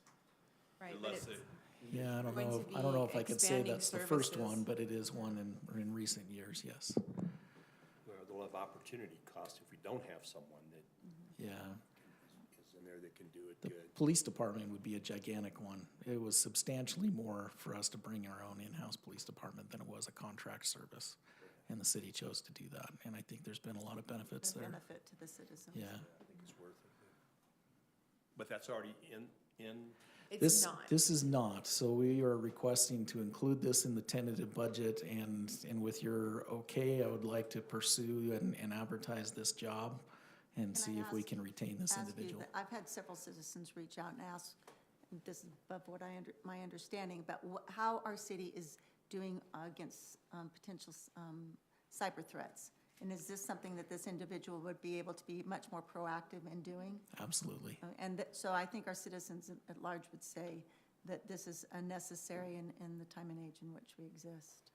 So, What are other cities doing? Do other cities have full-time IT? It depends on their size, and so, in larger cities, yes, and, like our neighbor Pleasant Grove, I think they're still contracting this out, but I don't know that for certain. I know a few years ago when we were looking, we rebid out our service 5-6 years ago and, retained this current group that we were with, but PG at that time was contract.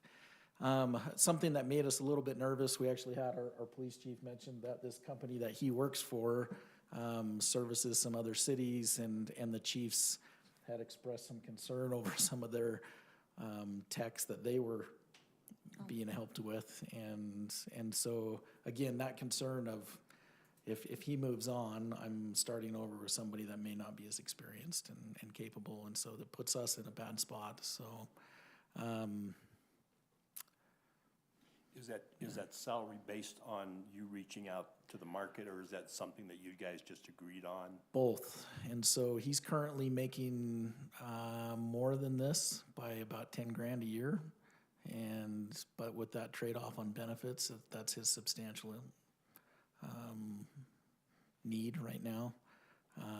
Yeah, I was shocked. He does not have a very good benefit package at all. And when he expressed some of that, so. So it was his wife, his fiance, I think, that is pushing him that direction. And so,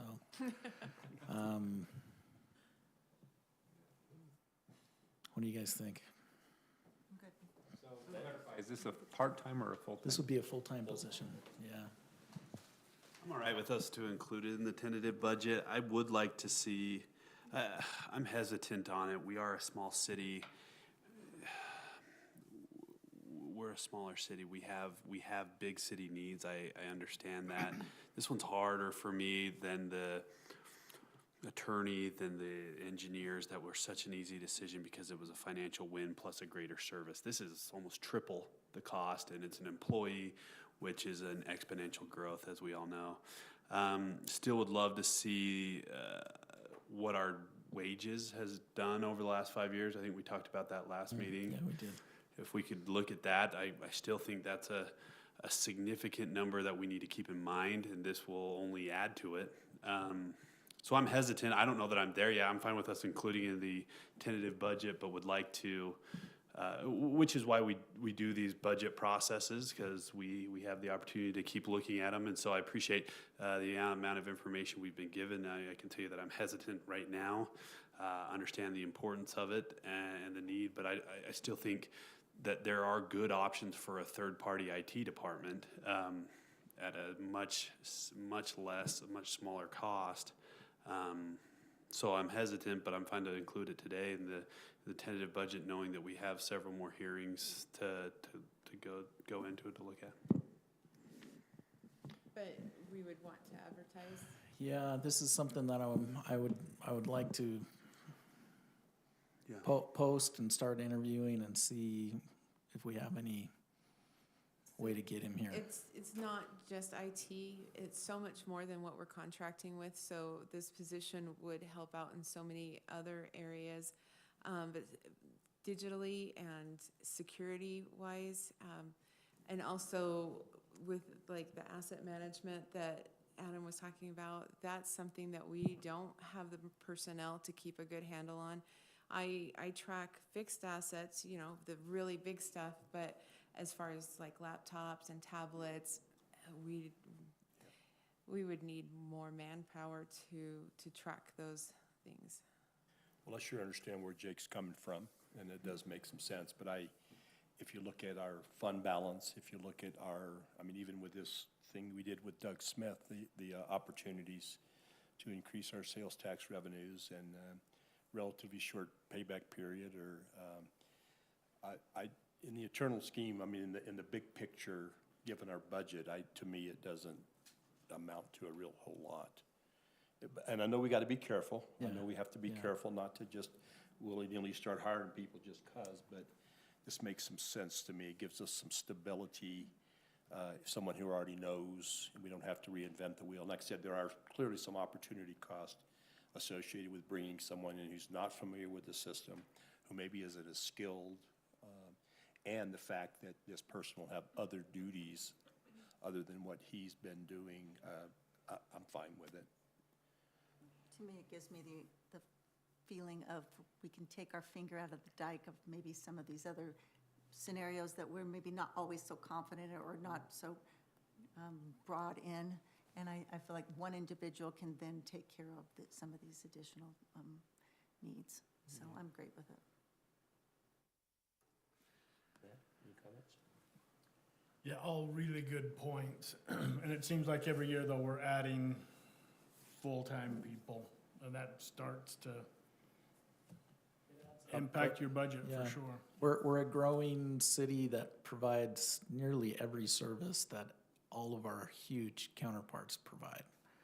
And you look at Orem and Provo that are 10 times our size and population, and there's not very many services that we don't provide that they do.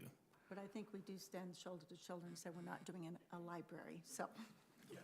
Agreed. We're doing reimbursements. Yeah. We'll never get that big. Though we believe in libraries, just not in our city. So everybody, Daryl? Being on the board in previous years, my analysis of Kristen and Adam and their analysis of positions and situations, I put a lot of trust in that. And so at this point, I'm in favor of pursuing that a little bit more. As in posting it? Yeah. Well, also including it, I think, Jake, you said you're okay with it, including it in the tentative budget. But not moving forward so much. Yeah, I'm not ready to move forward, and so I think probably how this would look, just for the sake of the meeting, is I'm fine for you to put it in the tentative budget. I would be a no vote on the tentative budget based on us posting for that employee. And that's fine, and that's absolutely fine, and we can continue moving forward. And I think that's just fine. Okay. Man, you expressed your concern or your thoughts? Yeah, I think I expressed my thoughts there. Okay, all right, I just don't know if you had anything more, so. Okay, all right. Well, if there's no more discussion, don't want to cut it off, but if there's no more, then we appear to need to entertain a motion and a second for, oh, yes. I'll motion to close the public hearing. Okay, you have Jake? Second. Van? That's the easiest thing we do. Oh, we took the easy ones. Yeah, really, yeah, thanks a lot, guys.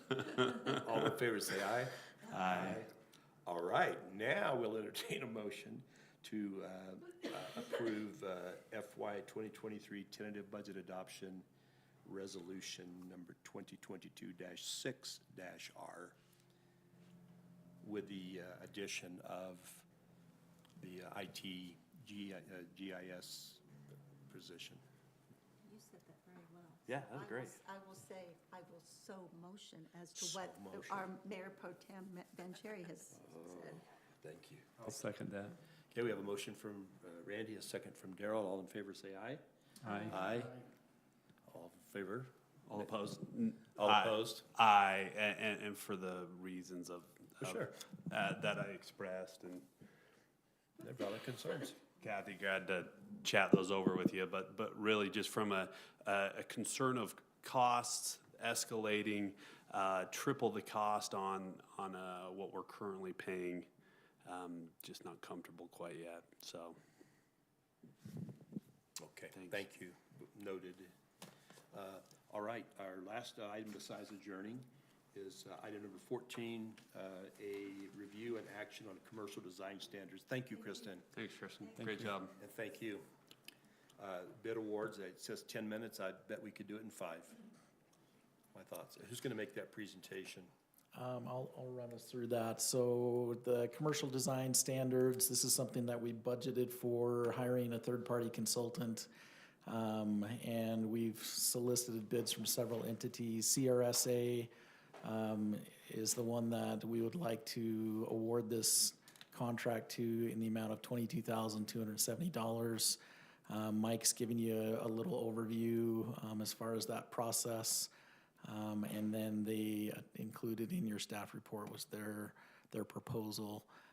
So this would be looping in over the next several months, some meetings to address the commercial design standards that we currently have in place, revamp all of those, and then looking at some specific standards for that 700 North corridor as well, and making sure that we're comfortable with those. So our standards right now were originally written as guidelines, and there was a shift where we basically said these are now standards, and it doesn't read that way, and it's been hard to administer in a lot of instances, and so there's some things that need to be tightened up, and so this is helping through that process. So. All right. Any discussion, thoughts, comments, questions?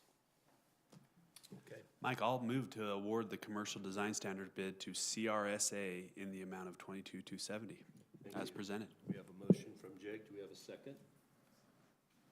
Thank you, Daryl. I was just getting up to say that. I have a second.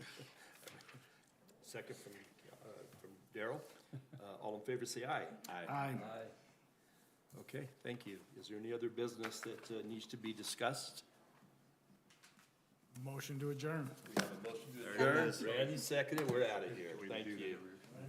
Mike, you did an awesome job. Oh, thank you. Thank you, thank you. You done it every time? Just got word that I've never done it tornadoes before. were dangerous. remember He was that. going to bed for days in Texas. Oh, I know. He's No, you're good. I He has no think of television. that. He's out on this ranch. He's down at Round Top getting.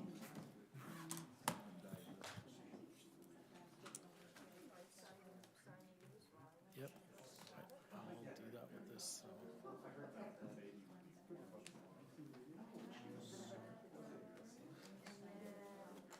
See those? Oh, shoot. Let me go fix that, and if you'll ask them not to leave, let me go reprint that one. Hey, guys, don't go anywhere for just a minute, because we're gonna fix the typo on this, my letter. Okay? Yeah, let me stop this recording here.